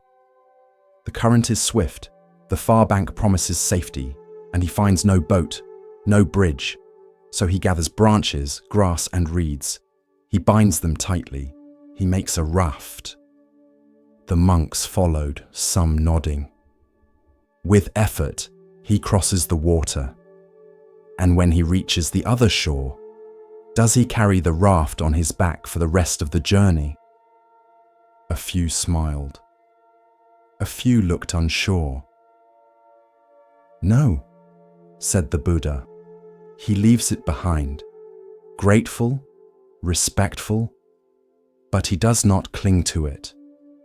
He let that image hang in the warm, moist air." "So too is the Dharma," he said, "a raft to cross, not a burden to bear forever, not a weapon to strike others, not a badge to wear." A soft murmur of recognition passed through the monks. "But some," he continued, "treat the Dharma as the man who grabs the snake's tail. They take hold of words, of verses, of rules, not to cross the river, but to shout from the shore. He turned his palm upward. They say, I know, you do not. They say, this is the only way, yours is wrong. They say, I have read, I have memorized, I have mastered. He paused. But what have they understood? A breeze stirred the forest floor. A leaf spiraled down like a question with no answer. Understanding, he said, is not repetition. Wisdom is not memorization, and truth is not a prize to be clutched. He looked at them all. Do not seize the tail. Learn how the snake moves. Watch, be still, approach with care. Grasp rightly, not to own, but to understand. A young novice, no older than 15, raised his hand timidly. But blessed one, he said, what if one clings to the raft out of reverence, out of gratitude? The Buddha smiled gently. Reverence is not the same as attachment, he said. Gratitude flows like a river. Clinging dams the stream. He folded his hands in his lap. To let go does not mean to forget. It means to honor the purpose and move on when it has been fulfilled. Several monks bowed. Some looked thoughtful, others uneasy, for the teaching had pierced the pride of many. A monk named Sati, known for his keen memory and rigid interpretations, frowned. But Lord, he said, should we not defend the Dharma from false views? Yes, said the Buddha without hesitation. But first, defend it from misunderstanding within yourself. A man who argues from ego may win the debate and lose the path. He looked directly at Sati. If you know a verse, but use it to shame another, you have caught the tail. He turned to the group once more. If you teach to elevate yourself, you have caught the tail. If you study only to be praised, you have caught the tail. If you hold to rules to feel superior, you have caught the tail.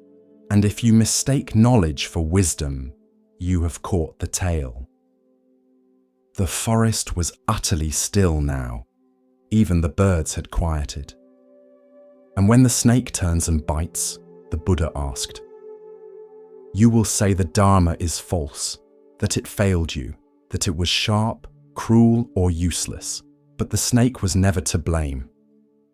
A few monks bowed their heads in shame. One of the older mendicants, seated on a mat of grass near the front, exhaled deeply. I have clutched many tails in my time, he said, but now I wish only to learn how to see clearly. The Buddha nodded. That is the beginning of wisdom. That evening, as twilight turned the forest gold, the monks moved quietly through the camp. No chants, no debates, just footsteps and thought. Sati sat alone by the fire, his manuscript scrolls untouched. The novice who had asked about the raft sat beside him, quiet, respectful. Sati turned and whispered, I used to think that knowing every word would make me wise. The boy looked at him. And now? Sati stared at the flames. Now I wonder if I even know how to listen. In the stillness of the forest, the words of the Buddha echoed like a distant bell. Do not grasp the tail, learn how the snake moves. And in the hearts of those who truly listened, the Dharma shed its scales of pride, of certainty, of rigid form, and began, at last, to breathe.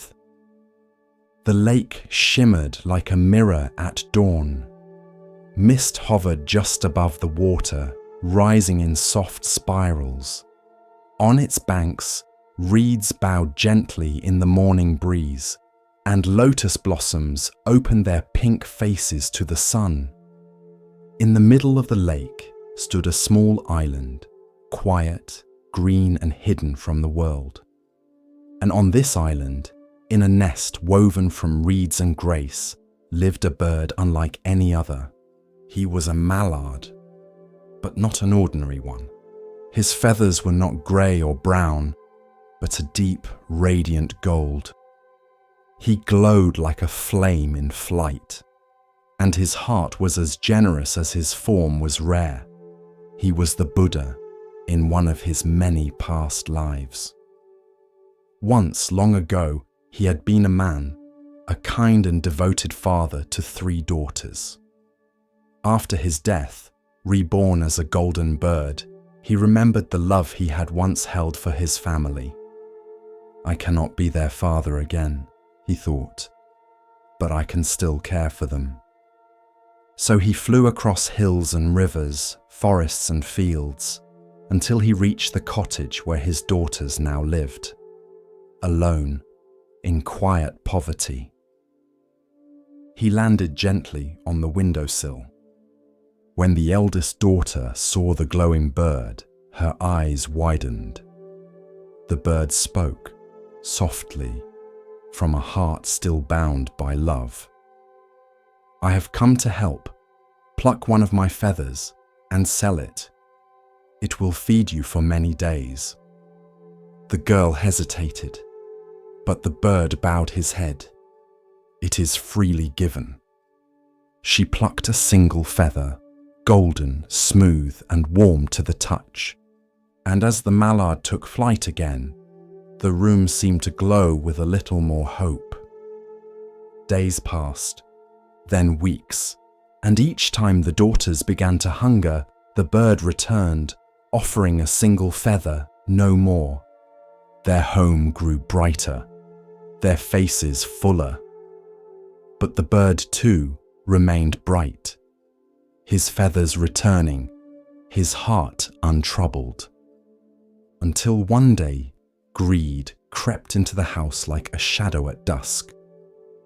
The youngest daughter asked, "Why does he give only one at a time?" The middle daughter frowned. "He has many. If we plucked them all at once, we would be rich forever." The eldest hesitated. "But he gives them freely from kindness." "Kindness is slow," said the middle one. "We need certainty." And so, one morning, when the golden mallard returned, the daughters did not greet him with bows or thanks. They seized him and plucked, not one, but all. The bird cried out, not in pain, but in sorrow. His wings weakened, his glow faded. The warmth in his eyes dulled like a dying flame. And when the daughters looked down, the feathers they held were no longer gold, just grey, dull, ordinary, lifeless. As was the bird now lying still in their hands. They gasped. "What happened? Where is the gold?" But no answer came. The mallard lay motionless, too hurt to fly, too kind to curse, and the daughters, stunned and panicked, placed him back in the nest of reeds on the island, hoping he would heal. Weeks passed. The bird recovered. His feathers grew back, slowly, one by one. And though they shone again, he never returned to the cottage. He had given without condition, but greed had mistaken gift for possession, and in doing so, had severed the bond of love. In the forest beyond the lake, an old monk would later say, "A gift freely given must be received with humility. To snatch what is not offered is to lose more than gold." It is to wound the very heart that loves you. In time, the daughters came to understand their mistake, not because they lost their wealth, but because they lost his trust, and no coin can buy that back. The tale of the golden mallard spread from one village to another, told by firelight, whispered by parents to children, painted on temple walls in hues of radiant yellow, not as a warning against birds, but as a lesson about giving and taking. Because true generosity is not a stream to be dammed. It flows, it offers, but it must never be forced. And the purest gifts come not with conditions, but with open wings. In the quiet of a forest monastery, the Buddha once said to his disciples, "There is giving that seeks applause, and there is giving that seeks nothing. The first shines for a moment, the second for lifetimes." She had heard hundreds of stories, pain layered on pain, grief knotted with shame, rage disguised as silence. Dr. Anjali Mehta was a seasoned therapist, 47 years old, calm voice, warm eyes, a room filled with soft lamps, quiet bookshelves, and a single blue armchair that caught the afternoon light just so. She had learned over time that her work was not to fix people, but to witness them, to hold space, to wait, to not flinch when the truth arrived. That afternoon, her 2 p.m. client sat stiffly, teenage boy, 17, sleeves pulled over his hands, a stare that hovered somewhere behind her shoulder. He didn't speak for the first 8 minutes. She didn't force it. She just sat, breathing gently, grounded, present. When he finally did speak, it was one sentence. "Everyone talks like they know what I'm feeling. They don't." She didn't nod too quickly, didn't say, "I understand." Instead, she let silence do what words often can't. "There's a saying in Zen," she offered softly, "that the teacher is like a mirror. They don't speak for you. They just show you where the dust has gathered." The boy blinked, looked at her, and, for the first time in weeks, said something more.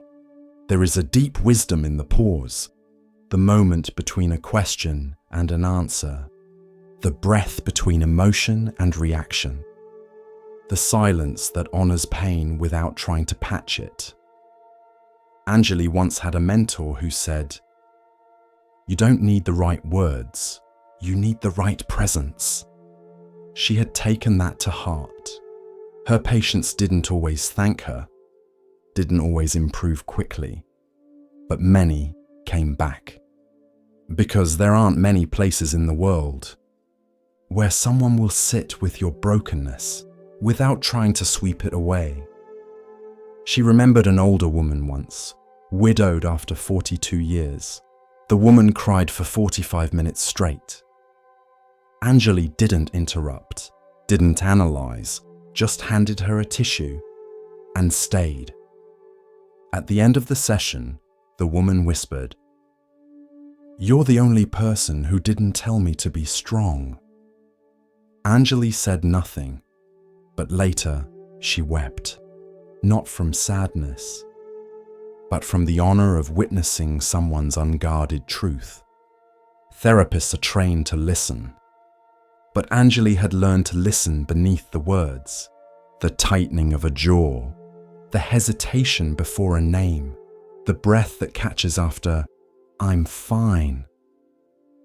Sometimes her job wasn't to provide answers. It was to be the room where the storm could pass. She had a small bell on her desk, never rang it, just kept it there to remind herself, return to this moment, over and over.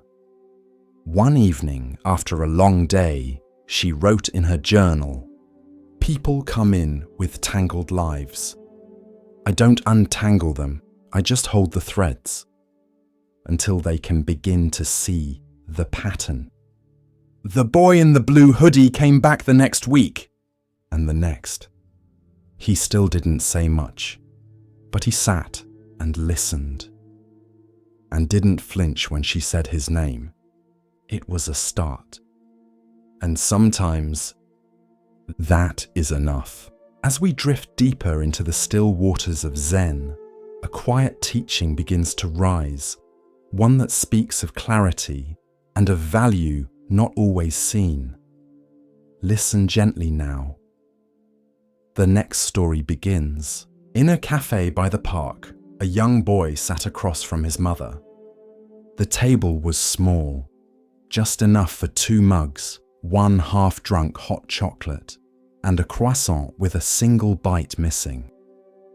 The boy had soft curls, curious eyes, shoes that lit up when he kicked his feet beneath the table.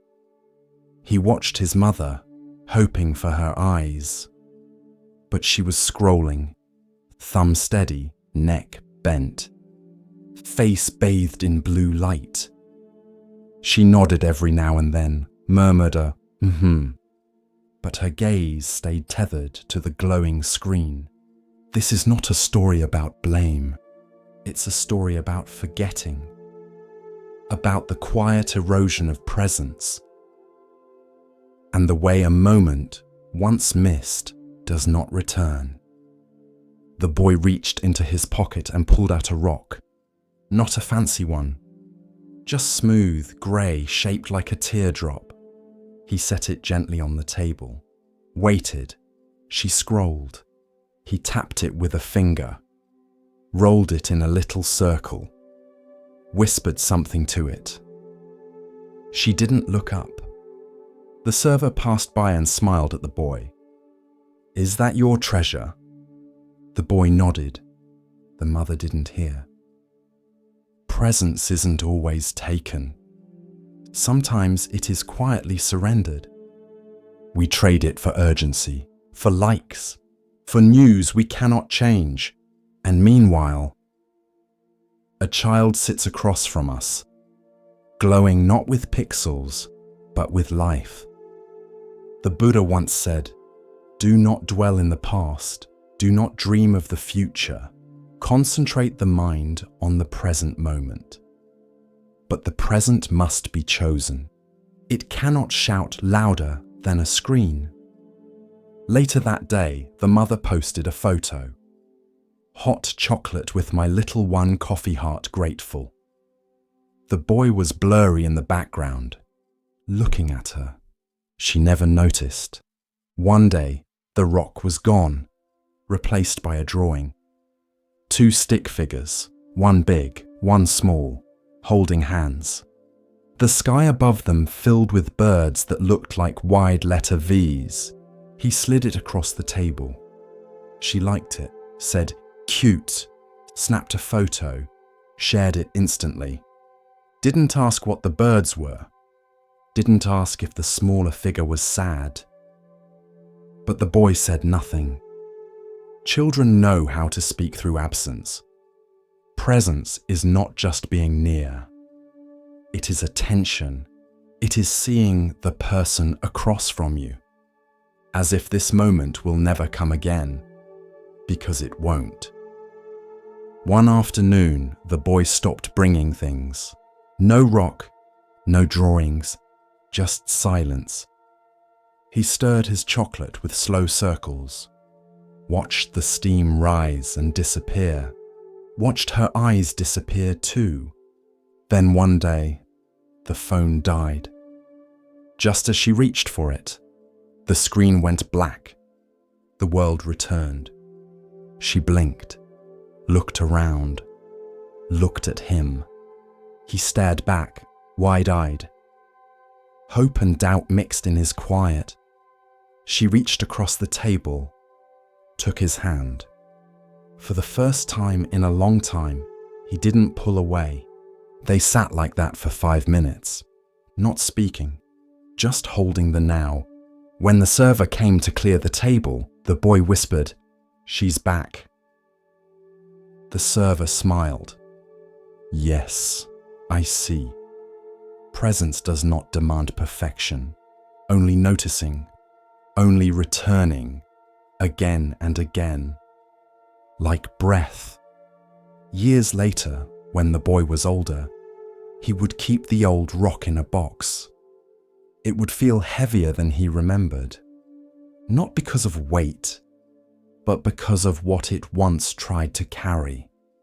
Presence is fragile, but it is also forgiving. One moment missed does not cancel the next. The child is still waiting, not in punishment, but in invitation. And the phone. It remained in her bag the next time they came, not because she hated it, but because she finally saw the better screen, the one with his eyes. In a small temple nestled between pine trees and fog, there burned a single candle. It was placed each morning in the center of the meditation hall. No glass shield, no tall holder, just a quiet flame in a shallow dish.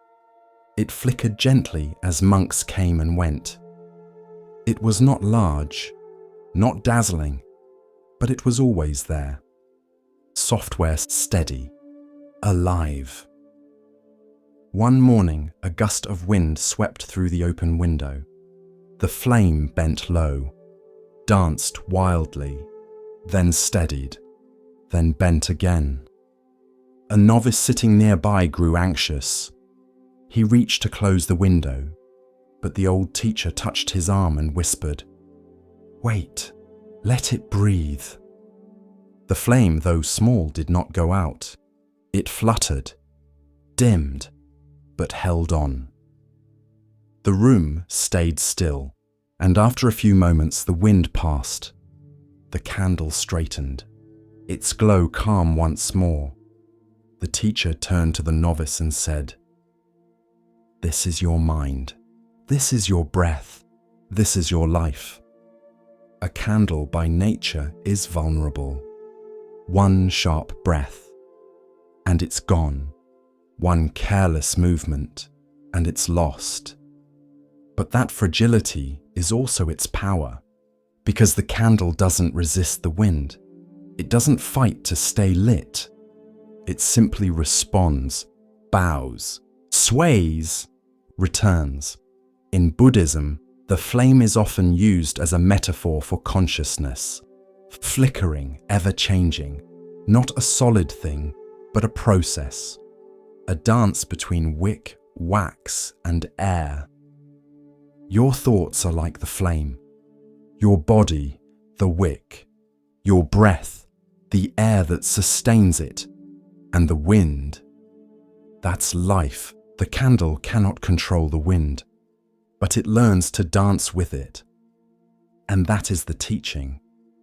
The novice asked, "But what if the flame goes out?" The teacher smiled. "Then we light it again, and again, and again. This is the practice. You will lose your calm. You will be shaken. Your light will dim, but the wick is still there. The wax remains. You are never without the capacity to be rekindled. There is a Tibetan saying, 'Better to light a single candle than to curse the darkness.' But even deeper is this. Learn to trust the candle even when the wind rises." In the days that followed, the novice watched the flame more closely. He began to notice how it moved, how it bent without fear, how it never clung to its shape from a moment before. And one morning, during Zazen, as a storm passed outside, he did not flinch. He simply watched the flame bend and return. And in that moment, something in him softened too. This is what meditation teaches, not how to still the wind, but how to let the flame bend without going out, how to meet life's changes with grace, how to stop fearing your own flicker. Grief is a wind, so is joy. So is anger. So is love. You cannot block the breeze without also losing the air you need to burn. You must stay open, even when it stings. Especially then, commentary, The Candle and the Wind is not a story about fragility alone. It's about resilience without resistance. It's about remaining warm, soft, and lit, even when the conditions shift. Even when nothing stays steady but your own willingness to begin again. We often think strength looks like staying the same. But sometimes strength is in swaying, in letting go, in trusting that the flame inside you is not so easily put out. You do not need to burn like a bonfire. You only need to glow enough to see your next step, to offer light to the person beside you, to remind the darkness, I am still here. The teacher once said, "A candle gives all it has, and still the world is warmed by its passing. So be the candle.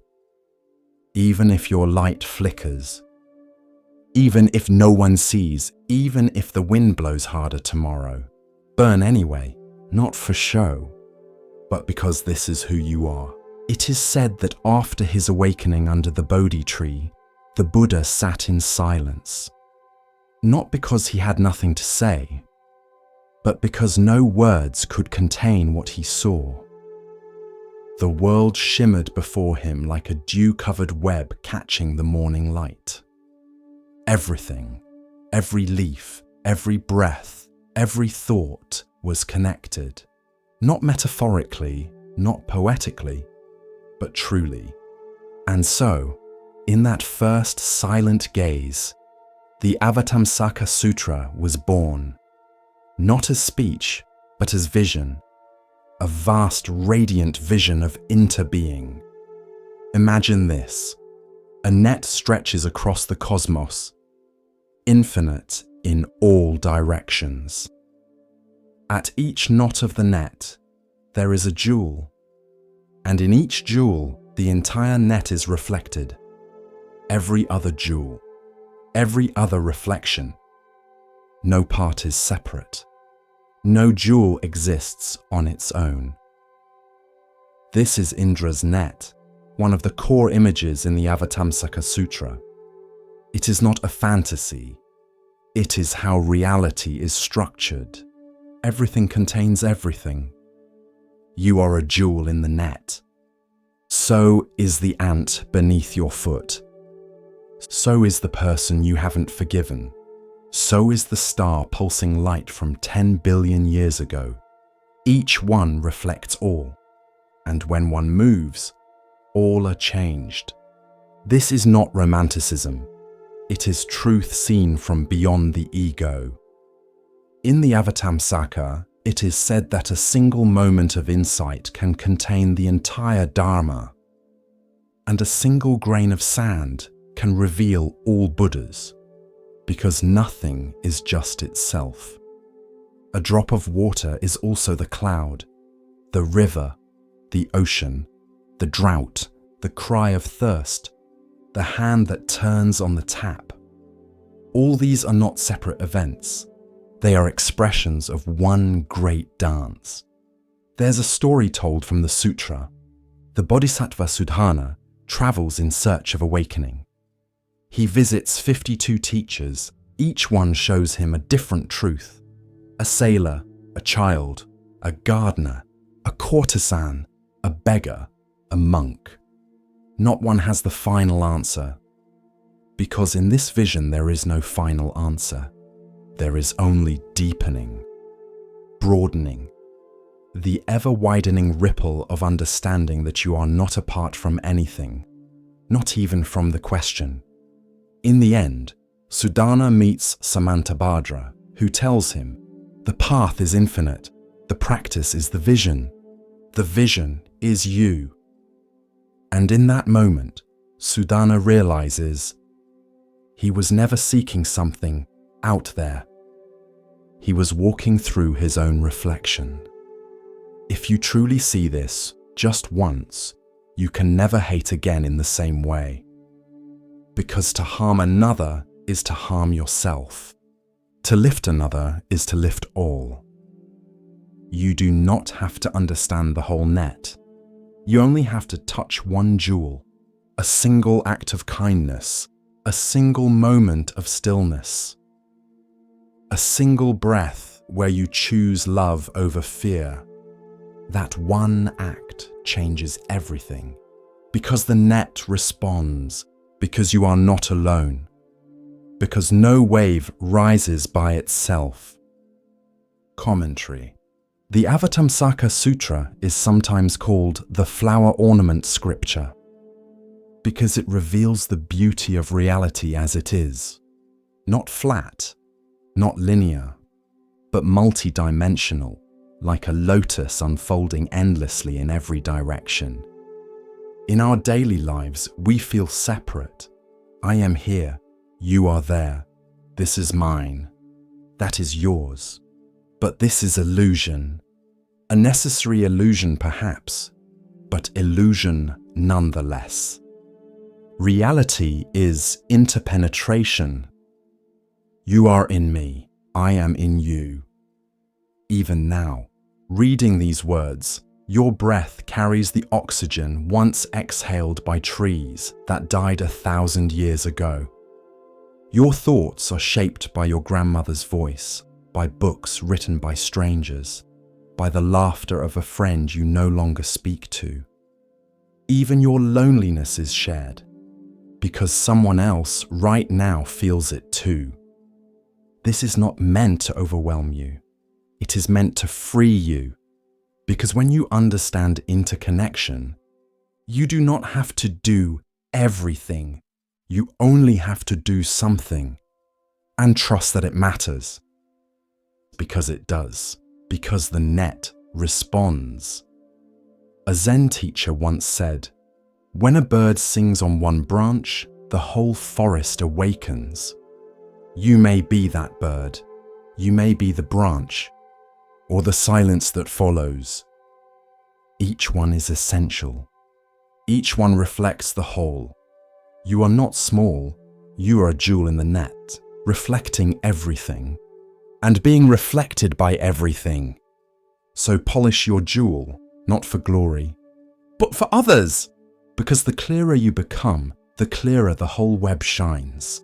With each breath, we continue our journey through the wisdom of Zen, where the smallest stone may hold the greatest truth.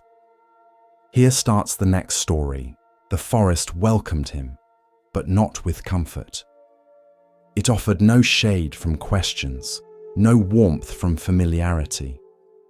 Siddhartha had left behind the silk and gold of palace life, and now walked among wandering seekers, mendicants, and sages whose ribs showed like cages, and whose eyes glimmered with discipline or delusion. He sought teachers, and they welcomed him, for his mind was sharp and his determination pure. He studied with Arada Kalama, who taught of the formless meditative realms, places where consciousness floated like light on still water. Siddhartha followed his teachings, and with silent breath and sharpened focus, he reached those plains. His mind became spacious. His thoughts slowed like clouds drifting across a still lake. For hours, even days, he remained in deep absorption, untouched by fear, untouched by want.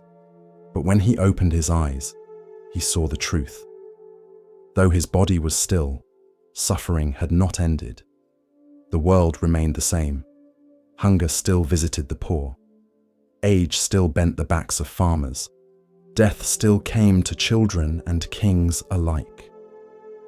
He bowed to Arada Kalama with gratitude and moved on. Next, he studied with Udaka Ramaputta, who taught of neither perception nor non-perception, of the vast nothingness that lay beyond all forms. Siddhartha once again followed, and again he reached the heights. He learned to let go of sensation, of even the thought of self. He floated, as if beyond the skin of the world. But again, when his eyes opened, the truth remained. Desire still lingered. Aging still came. Death still waited.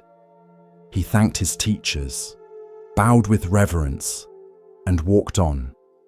He had reached the highest peaks of mind. He had sat in the palace of consciousness. And still, he had not seen freedom. In a grove beside the Niranjana river, he found a band of 5 ascetics who practiced fierce austerity. They believed that the body must be conquered by pain, that by starving it, punishing it, mastering its cravings, one could burn away desire and illusion. Siddhartha joined them. He ate but 1 grain of rice a day. He chewed each grain for long minutes until it dissolved like a breath. He slept in the open, through storm and frost, curled against the roots of trees, his robe no thicker than air.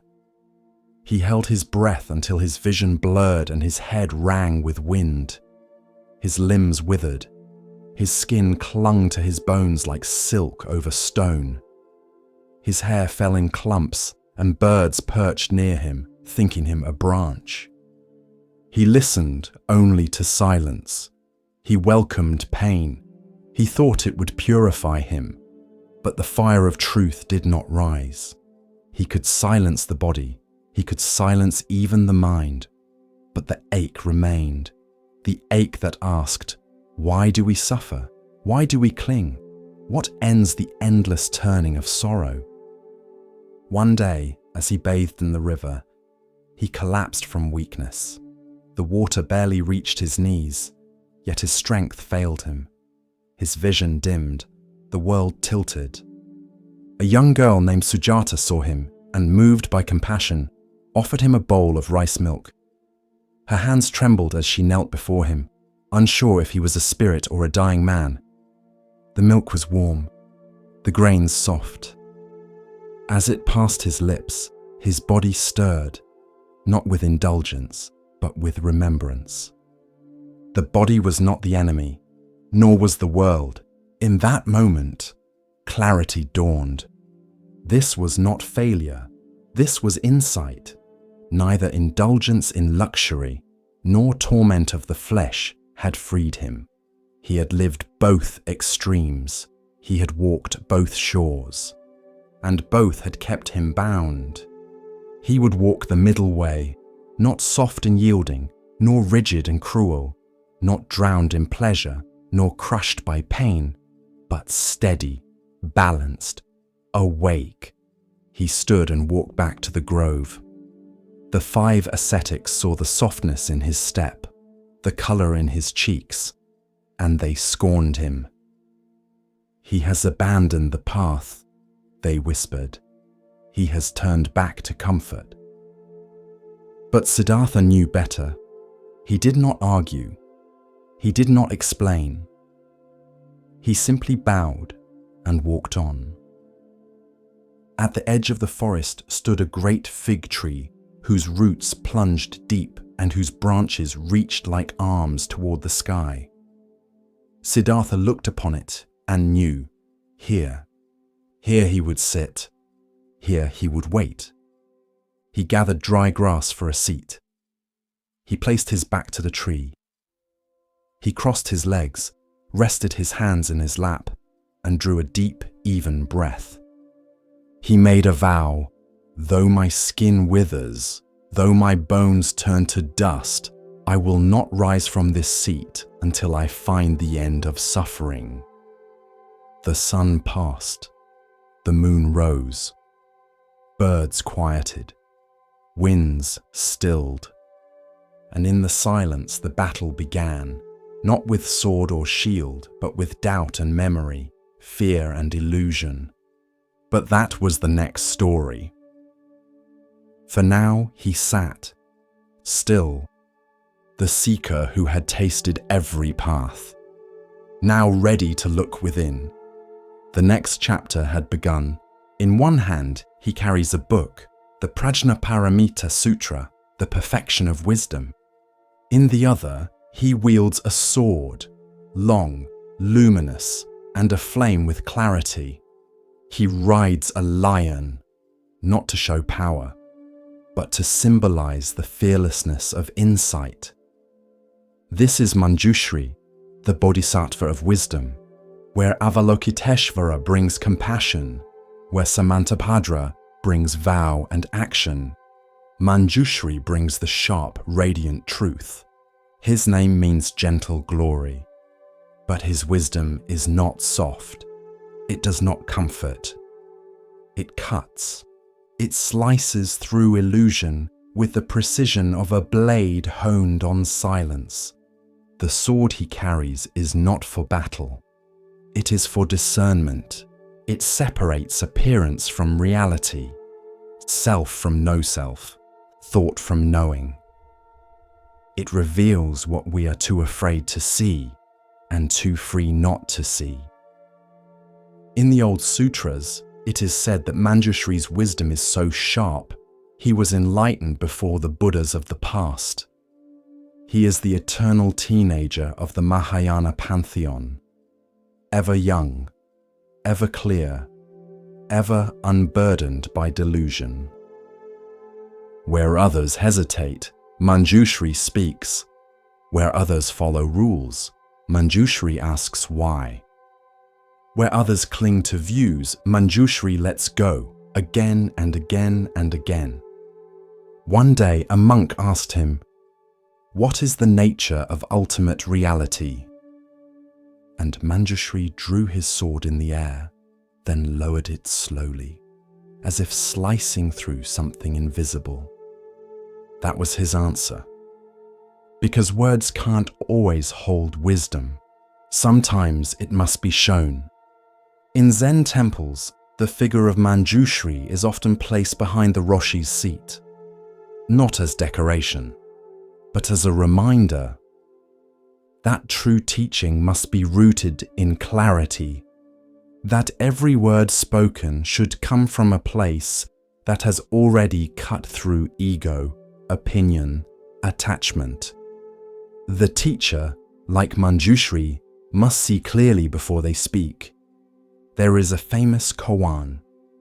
A young monk full of doctrine said to the master, "I've memorized the Heart Sutra. I understand emptiness.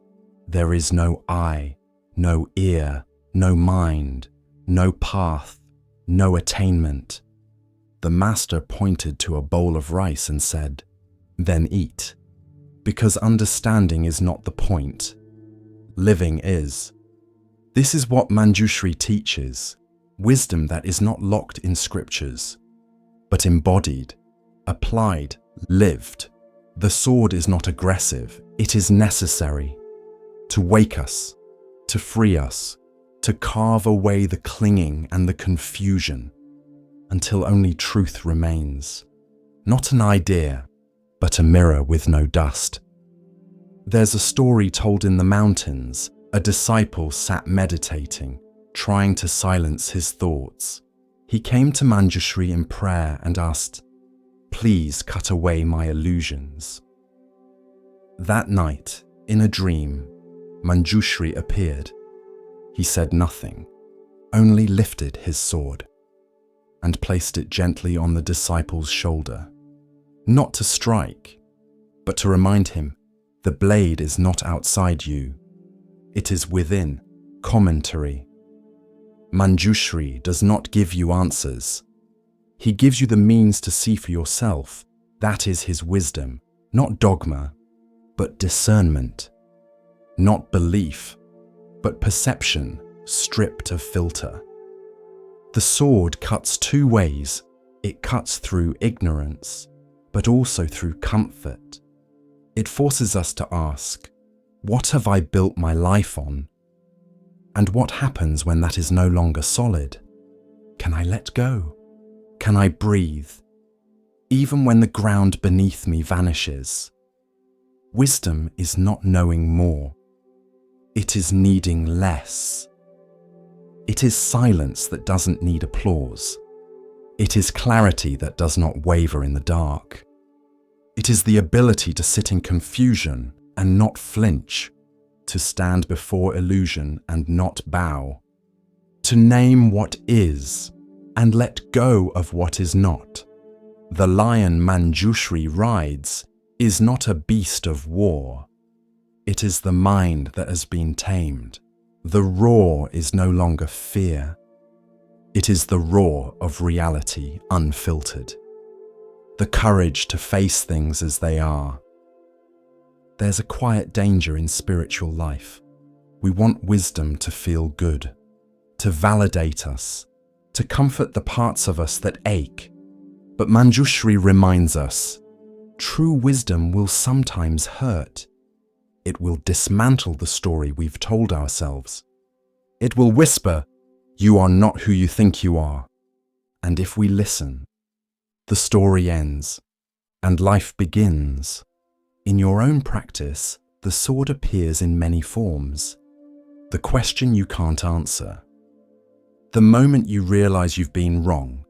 The teacher who looks you in the eye and says nothing because anything they say would only get in the way. That is the sword, cutting gently, so you can see clearly. You don't have to fear it. You have to wield it. In kindness, in honesty, in the decision to no longer live half asleep. When you chant, chant with the sword. When you bow, bow with the sword. When you love, love with the sword. Not to harm, but to see clearly what love is. Because love without wisdom is sentiment, and wisdom without love is cold. But together, they are Manjushri and Avalokiteshvara, and the path itself. There was once a monastery nestled in the cliffs above a wide, mist-covered valley. Travelers came from all over the land, seeking wisdom from the old abbot who lived at its heart. But no one ever entered without first passing through the gate of questions. It was a tall wooden door, weathered by time, bound in iron, and it never seemed to open, no matter how many times pilgrims knocked. Instead, beside the gate stood a young monk with a calm face and a single instruction. If you wish to pass, you must answer, what keeps you from entering? Some said, my sins. Others said, I'm not ready. One said, I'm too angry. Another said, I'm still seeking. To each answer, the monk bowed and said, return when you are not. And so the pilgrims would leave, some frustrated, some weeping, some silent. One day, a weathered traveller approached. She was older than most. Her robes were plain, her eyes clear. She stood before the gate and read the words carved above. Liberation is here. Then she looked at the gate and realized there was no lock, no bolt, no bar, just a handle. She turned it. The door opened and she walked through. The monk beside the gate only smiled because the lesson had never been in the answer. It had been in the assumption. This is the story of liberation, not as something earned, but as something already available, once illusion falls away. Commentary. Most of us believe the door is locked, that we must be perfect first, clean first, worthy first, empty of anger or sadness or self-doubt. But the Dharma does not wait for your perfection, it waits for your presence. The Buddha did not say, you must transcend before you begin. He said, see clearly, and in seeing, freedom unfolds. The gate of questions was never locked, but the mind said it was, because it clings to a self-image that believes, I am not there yet. I am not enough. I am still broken.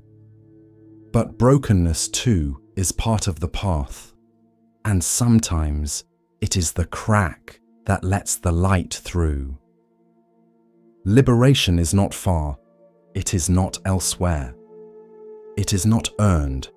It is the moment you stop demanding anything of the moment and simply turn the handle. The traveler who opened the gate was not special. She had simply grown tired of pretending the barrier was real. She saw the door for what it was, just a door, and walked forward.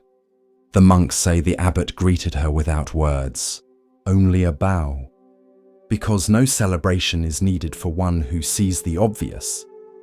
This story is often told to new students when they first enter training. Some smile, some frown, but a few immediately stand up and walk to the edge of the room to check if the door is locked. And when it opens easily, you can always hear the soft laughter of awakening. So if you find yourself waiting for permission, waiting for a sign, waiting to be good enough to begin, ask, what if the door was never locked? What if I only needed to reach for it?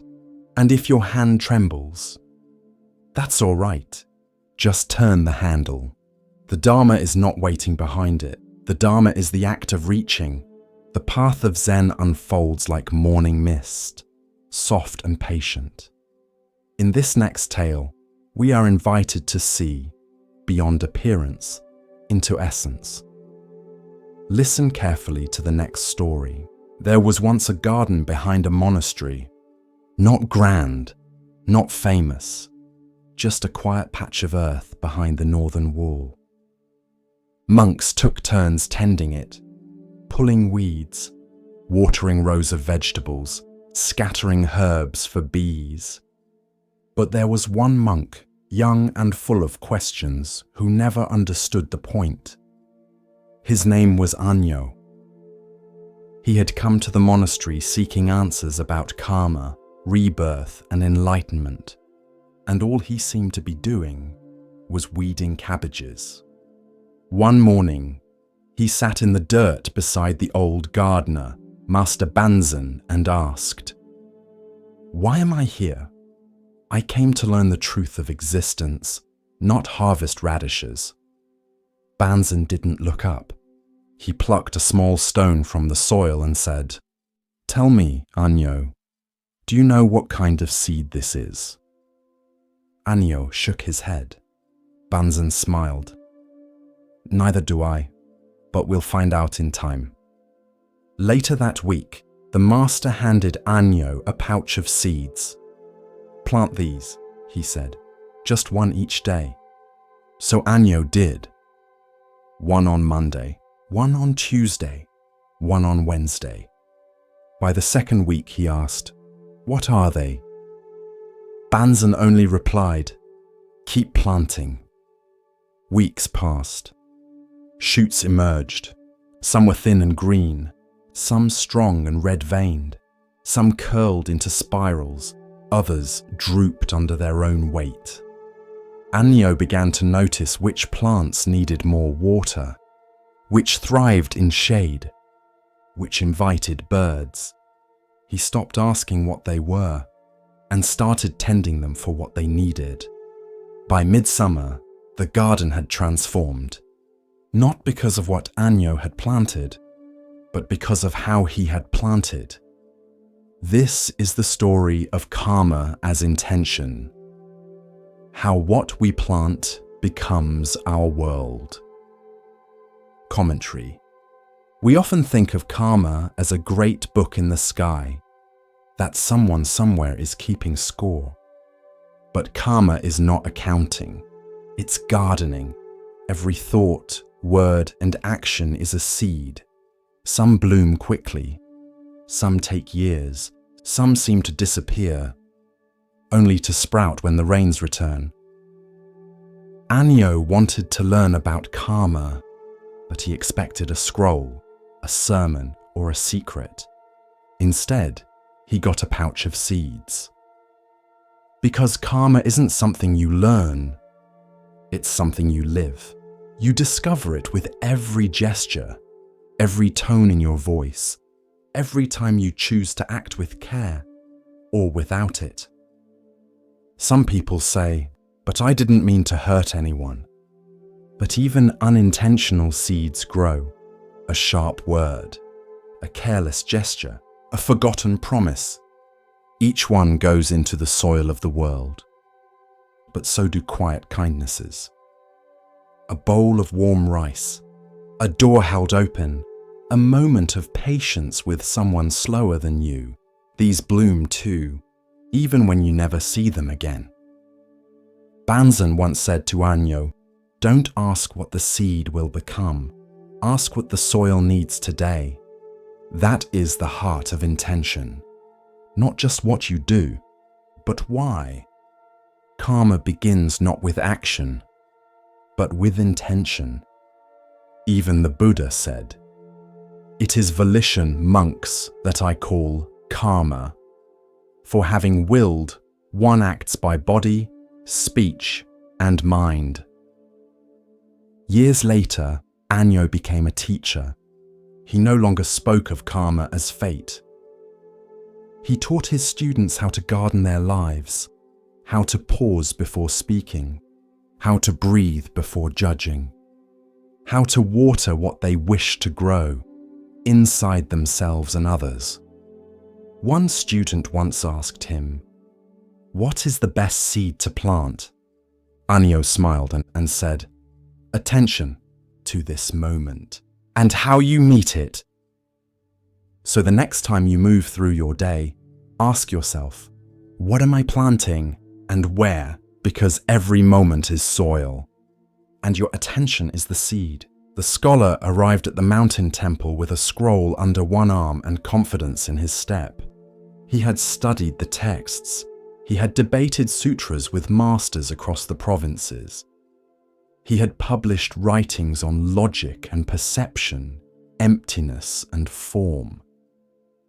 And now, at last, he wished to learn Zen. He was met by the abbot, an old man with tired eyes and steady hands. They sat on floor cushions beneath a wooden beam. The room smelled of old cedar and rain-damp stone. Outside, the wind stirred the pine needles. The abbot said nothing. The scholar bowed. "I have come to learn the true meaning of Zen." The abbot smiled and reached for the teapot. He poured and kept pouring. The cup filled, then overflowed.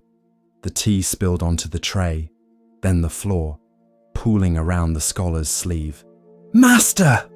the scholar cried, pulling back. "The cup is full! No more will go in!" The abbot paused, then looked up, expression unchanged. "Exactly," he said. "If your cup is already full, how can I show you Zen?" That was the lesson. No parable, no verse, no philosophy, just tea and the quiet sound of too much. In Zen, this story is often the first told, because so many who come to the practice do so with answers already in hand. Certainties, systems, names for things that have no names. But Zen is not a path of addition. It is a path of subtraction, not filling up, but emptying out, so that what cannot be spoken can finally be seen. Later that evening, the scholar sat alone in the courtyard. The wind had shifted. The trees swayed like old dancers in the dark. He touched the wet sleeve of his robe, still stained from the spilled tea. He thought of how much effort he had made, years of memorizing, comparing, analyzing. And now, a cup of tea had undone him. The next morning, he returned to the abbot. He bowed deeper this time. "I will begin again," he said, "but this time I will begin with an empty cup." The abbot simply nodded and poured. In the West, we're taught to value accumulation, of knowledge, of opinions, of success. We believe wisdom is something gained, a kind of mental wealth, stacked neatly in rows. But in Zen, true seeing begins only when the shelves collapse, when we stop trying to name the wind and instead feel it on our skin.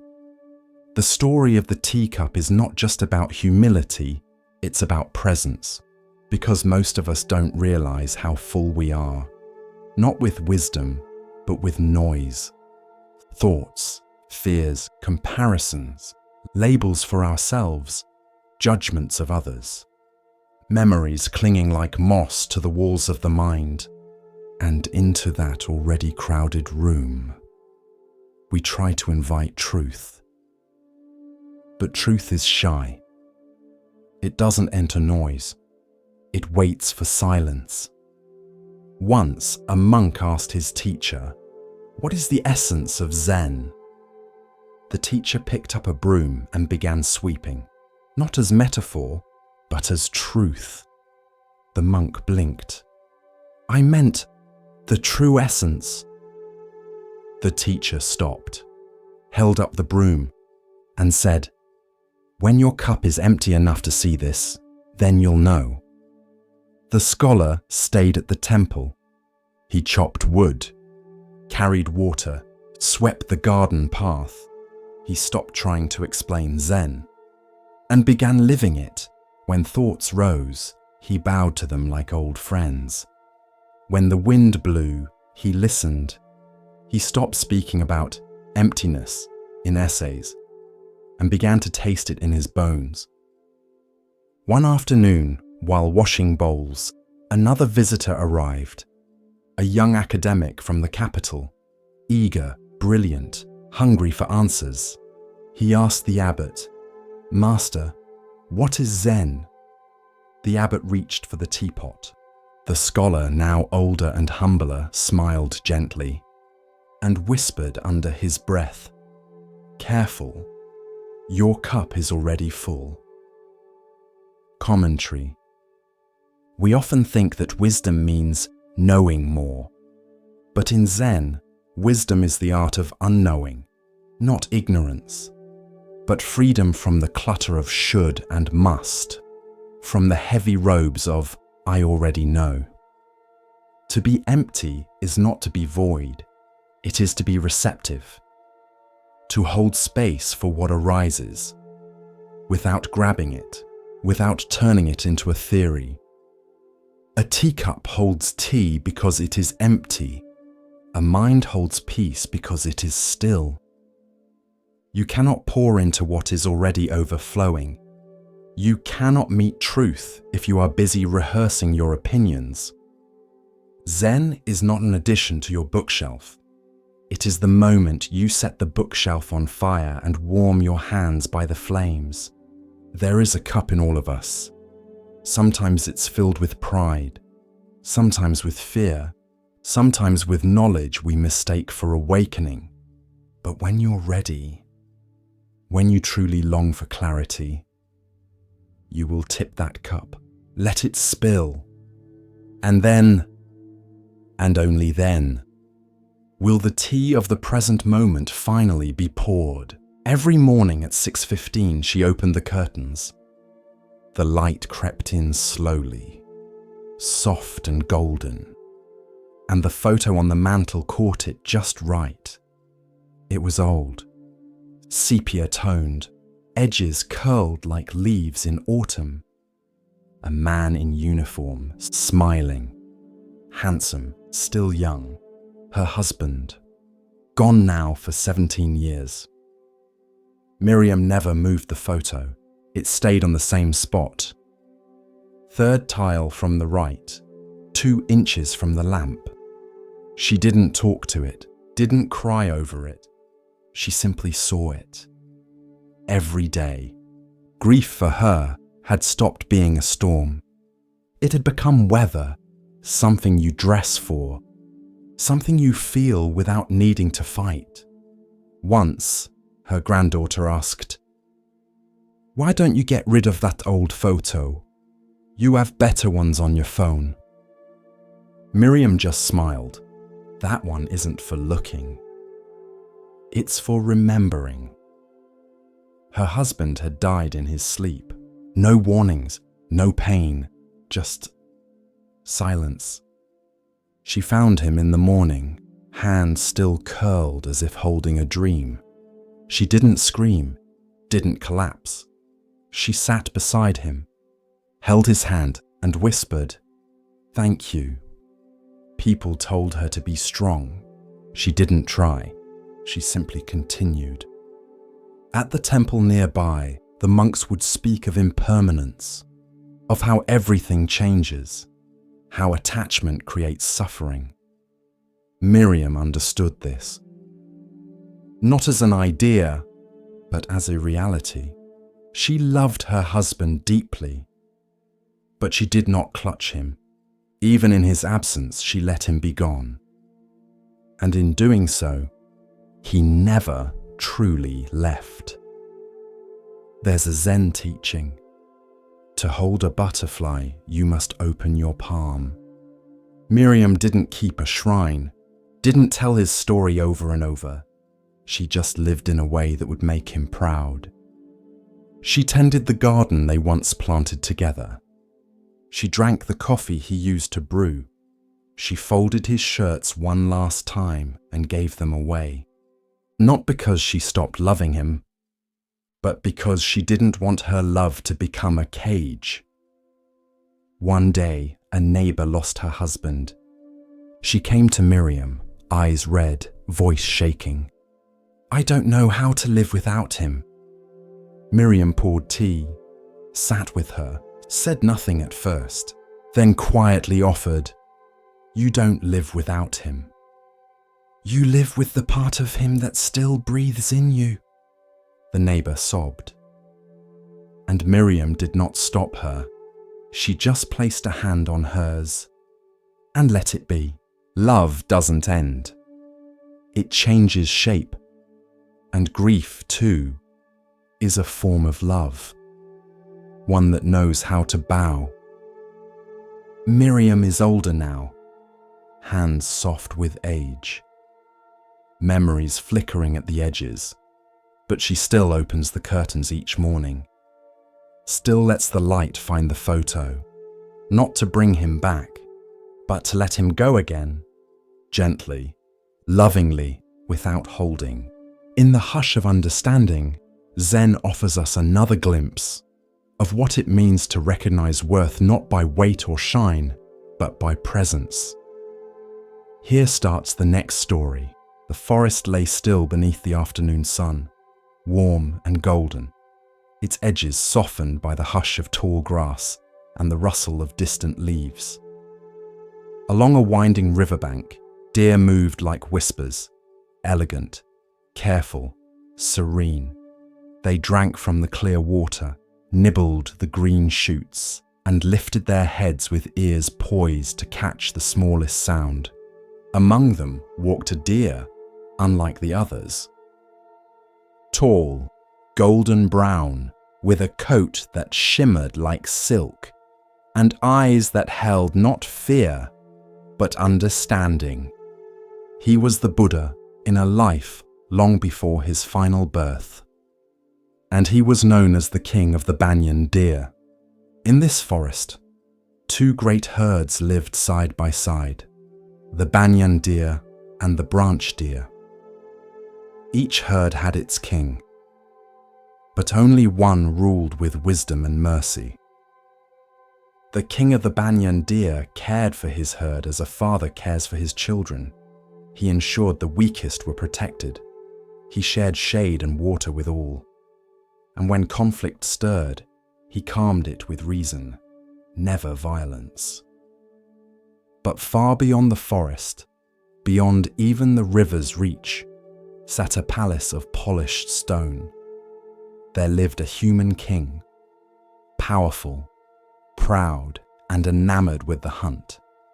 He loved the thrill of the chase, the cries of hounds, the clatter of hooves, the fall of the body, but he grew tired of riding so far for the kill. And so one day he declared, "Let the deer be driven into the royal park. I will hunt them there at my leisure." His men rode into the forest, scattering the herds.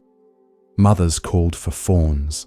Hooves pounded through brush and mud, and by force, fear and fire, hundreds of deer were herded into the park's high-walled grounds. The king of the banyan deer and the king of the branch deer were among them. The hunt began. Each day, the human king would enter the park and fire his arrows. The deer ran. Many fell. The others huddled in dread, knowing not who would die next. So the two deer kings came together. "This cannot go on," said the banyan deer. "Too many suffer. Too many die. There must be a way to spare the herd greater agony." The branch deer narrowed his eyes. "You would deal with the hunter?" "No," said the banyan deer. "I would speak to the man." That night, while the moon hung low and silent, the banyan deer stood at the gates of the palace. The guards laughed at first until they saw his eyes. They led him in, and the next morning, the king, amused by the boldness of the creature, agreed to listen. "You are brave to come," he said, "but also foolish. Speak, and I may spare you, or I may make a rug of your hide." The deer bowed his head, not in fear, but in respect. "My lord," he said calmly, "your arrows fall without pattern. The deer live in terror. Let there be order. Each day we will offer one deer willingly. No chase, no cruelty. Just one life, given so the rest may live without panic." The court gasped. The king blinked. "You would offer your own kind?" "To save many, yes." The king, impressed by this wisdom, agreed. And so it was that each day, one deer came forward, chosen in turn, first from the branch deer, then from the banyan deer. There was no fleeing, no screaming, only quiet surrender. But one morning, the chosen deer did not come. Instead, a young doe, trembling thin, appeared at the palace gate, her eyes wide with grief. "My lord," she whispered, bowing low, "today was my husband's turn, but I have just birthed a fawn. If I die today, it will surely perish." She wept softly. "Please, let me live just a little longer. Let someone else take my place. Let me nurse it just until it walks." The king said nothing. He looked at his ministers, at his guards, at the doe, crouched low and shaking. Then he said, "No, the order is the order. You must go." The deer turned her head to hide her sobs. But before the guards could move, a shadow stepped into the courtyard. Tall, still, golden, the king of the banyan deer. "I will take her place," he said. The king frowned. "But it is not your turn. She is from the branch deer herd." "I do not care," said the banyan deer. "A life is a life, and compassion does not ask about herd or rank." The court fell silent.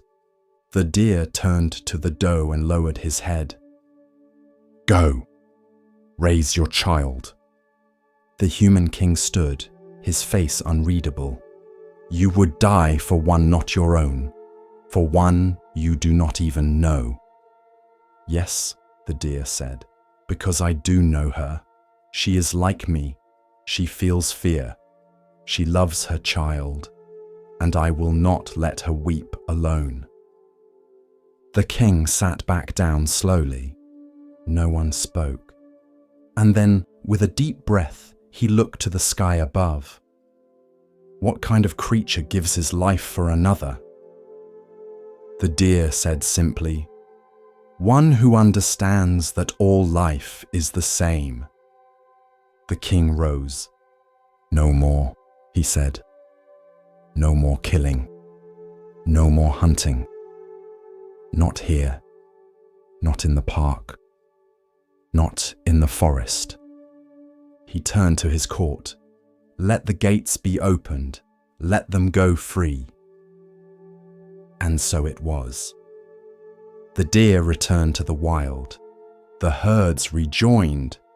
The mother nursed her child beneath the whispering trees. And the king of the banyan deer stood once more at the edge of the river, watching, not for enemies, but for peace. In time, the story spread, told around fires, carved into temple walls, painted in soft colors across ancient scrolls.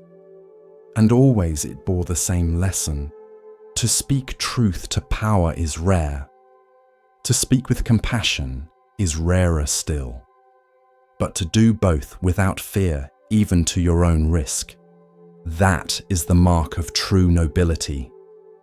Even in a deer, even in a forest, even when the one you face holds arrows and gold. Because courage is not always loud. Sometimes it bows low. Sometimes it says, "Let me go instead." And sometimes it changes the heart of a king. In the still hush before dawn, the palace of Kapilavastu stirred with the soft rustle of silks and the distant rhythm of footfalls on marble. The world outside was already unfolding, but within the gilded walls where Prince Siddhartha lived, every petal was sheltered from the wind of suffering. No wrinkles marred the faces of the attendants. No cries of illness echoed through the halls. No one spoke of death. His father, King Suddhodana, had ensured that his son knew only ease, beauty, and delight. The astrologers had predicted that the young prince would become either a great king or a holy man who would renounce the world. Fearing the latter, the king built a world without shadows. Flowers were changed before they wilted. Servants were chosen for their youth and radiance. Pain was not allowed to show its face. But truth, like the sun, cannot be hidden forever. And yearning, like a seed buried deep, will reach for the light even through stone. On a day shaped like any other, Siddhartha requested to ride beyond the palace gates. He was 29, cloaked in fine fabric and surrounded by careful illusions. Yet something inside him whispered of incompleteness, like a bell struck in the distance that would not stop ringing. There was a tightness in his chest he could not name, a hollowness that no feast or dance could fill. The charioteer Channa guided the prince through the streets of the city. The morning was bright, the people beautiful, the air filled with jasmine. Musicians played in courtyards, children laughed in sunbeams, all seemed perfect. But then the illusion cracked. At the edge of a quiet street, they saw a man hunched and trembling. His hair was white, his back bowed by years. His skin sagged like parchment, and his hands clutched a stick. He moved slowly, as though the air itself had thickened around him. Siddhartha leaned forward. "Channa," he asked, "what is wrong with that man?" "That is old age, my lord," Channa replied. "It comes to all who live long. The body weakens, the bones bend, the senses dull. No one escapes it." The prince stared at the man as he passed, the way he paused to catch his breath, the way his eyes seemed clouded with time. Siddhartha's hands gripped the side of the chariot. "Will this come to me?" he asked. Yes, my lord, to you, to me, to all. Siddhartha fell silent. The first veil had lifted. The garden he had lived in was not eternal. Beneath the fragrance was decay. Beneath the music was silence. The next day, restless and inwardly stirred, he asked to go again. And again the world revealed another layer. As they turned a corner, Siddhartha saw a man collapsed by the roadside. His face was contorted in pain, his skin grey and clammy. His limbs twisted unnaturally, and he coughed as if his lungs were full of fire. And this, Siddhartha asked. This is sickness, my lord, Channa said gently. It strikes without warning. It takes the strong and lays them low. There is no rank or title that shields against it. The prince watched as a woman tried to cool the man's brow, her eyes wide with helplessness. A child clung to her skirts. Siddhartha turned away, but the image would not leave him. How many in his palace had hidden such suffering behind closed doors? How much of the world had he not seen? On the third day, the air hung heavy with heat. A solemn hush drifted through the streets. Siddhartha and Channa followed the sound of quiet chanting and saw a procession winding through the alleys. Men carried a shrouded form on a wooden bier, garlands laid across it. Behind them, mourners walked with bowed heads, incense curling in the air. Is he asleep? The prince asked, though he already knew. He is dead, my lord, Channa replied. This is the fate of all who are born. The prince felt something deep within him fracture. He watched the faces of the mourners, their grief like a tide with no shore. The man on the bier would never speak again, never eat, never laugh. All that he was had ended. And this comes to everyone. Everyone, my lord. The rich, the poor, the wise, the foolish. Siddhartha did not speak on the way back. The chariot wheels hummed against the stone, but his thoughts made no sound. The world had split open. Beneath the silks, beneath the pleasures, there was something hollow, a truth too vast to ignore. He lay awake that night, staring at the ceiling. His wife, Yasodhara, slept beside him. Their son, Rahula, breathed softly in the next room. And yet, peace evaded him. He saw the old man, the sick man, the corpse. He saw them behind every smile, beneath every ornament. He knew now that no palace could protect against time. No love could shield against loss. No beauty could outpace decay. And then, on the fourth day, they rode out once more. This time, they saw a man in saffron robes, walking barefoot along the path. His eyes were calm, his steps steady. He carried no gold, wore no jewelry. His face bore the lines of both suffering and peace. Who is that? Siddhartha asked. A seeker, my lord, Channa said. One who has renounced the world to find the path beyond birth and death. One who walks in search of freedom. Siddhartha watched him until he vanished into the distance. No guards flanked him, no luxuries trailed behind, and yet something about the man radiated a serenity deeper than anything Siddhartha had known. That night, the prince stood at the edge of his sleeping son's cradle, not daring to wake him. He touched the boy's soft cheek, his heart torn between two loves, the love of his family and the love of truth. He stepped into the garden one last time, its scent bittersweet. He bowed before the moonlit statue of his ancestors, and with each step toward the gate, he shed a piece of his former self, his earrings, his sword, his silks. He left that night, into the forest, into silence, into the unknown. The four sights had shattered his illusion, but they had also opened the gate. And on the other side of that gate was the beginning of a path. The path that would change the world. She never meant harm. She only passed on what she heard. A whispered comment here, a raised eyebrow there. A half-finished sentence passed along like a secret prayer. Her name was Sister Nima, young, lively, kind mostly, but her words moved quickly and quietly unraveled the thread of trust inside the temple.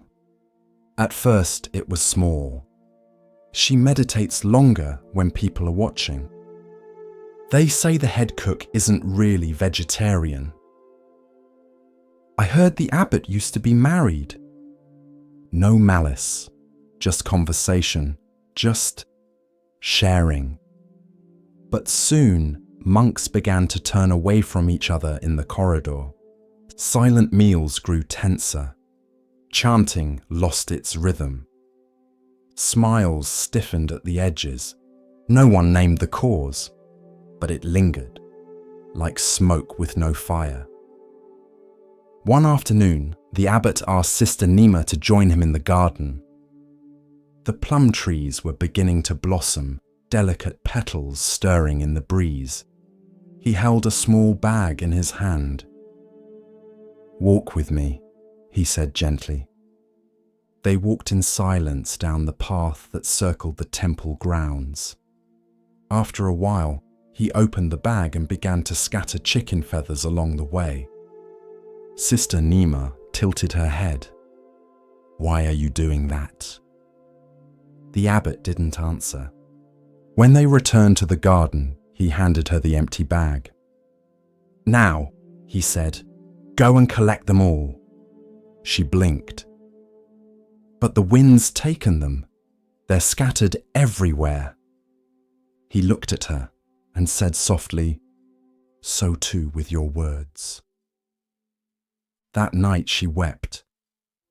This is the story of speech and consequence, of how sound can build or destroy. Commentary. In Buddhist practice, right speech is one of the Eightfold Path's pillars. It sounds simple, but it is one of the hardest, because words don't vanish when we stop speaking. They ripple, they stain. They take root in someone else's mind, sometimes forever. Sister Nima did not speak with cruelty, but neither did she speak with care. And in that space, in the absence of intention, harm took hold. We often forget how powerful language is. A word can lift someone from despair or push them over the edge. It can invite reflection or ignite shame. Words are not just air. They are actions. They build worlds. There's a Zen saying, "Speak only if it improves upon the silence." Sister Nima filled silence with curiosity, suspicion, drama, and the silence grew quieter, but colder, until no one trusted what they didn't hear. The Buddha once said, "A person is not wise because they speak much. A person is wise when they speak what is true and what causes no harm." That is the gate of right speech. Is it true? Is it necessary? Is it kind? If it fails even one, it's better to let it drift away like a feather on the wind. After that night, Sister Nima changed. She stopped repeating what others said. She listened more, spoke less. When she did speak, her words came slowly, like water poured from a clean bowl. The monks began to look at her differently, not because she had become wise overnight, but because she was watching herself now, watching what she left behind in others when she spoke. And over time, trust returned to the temple.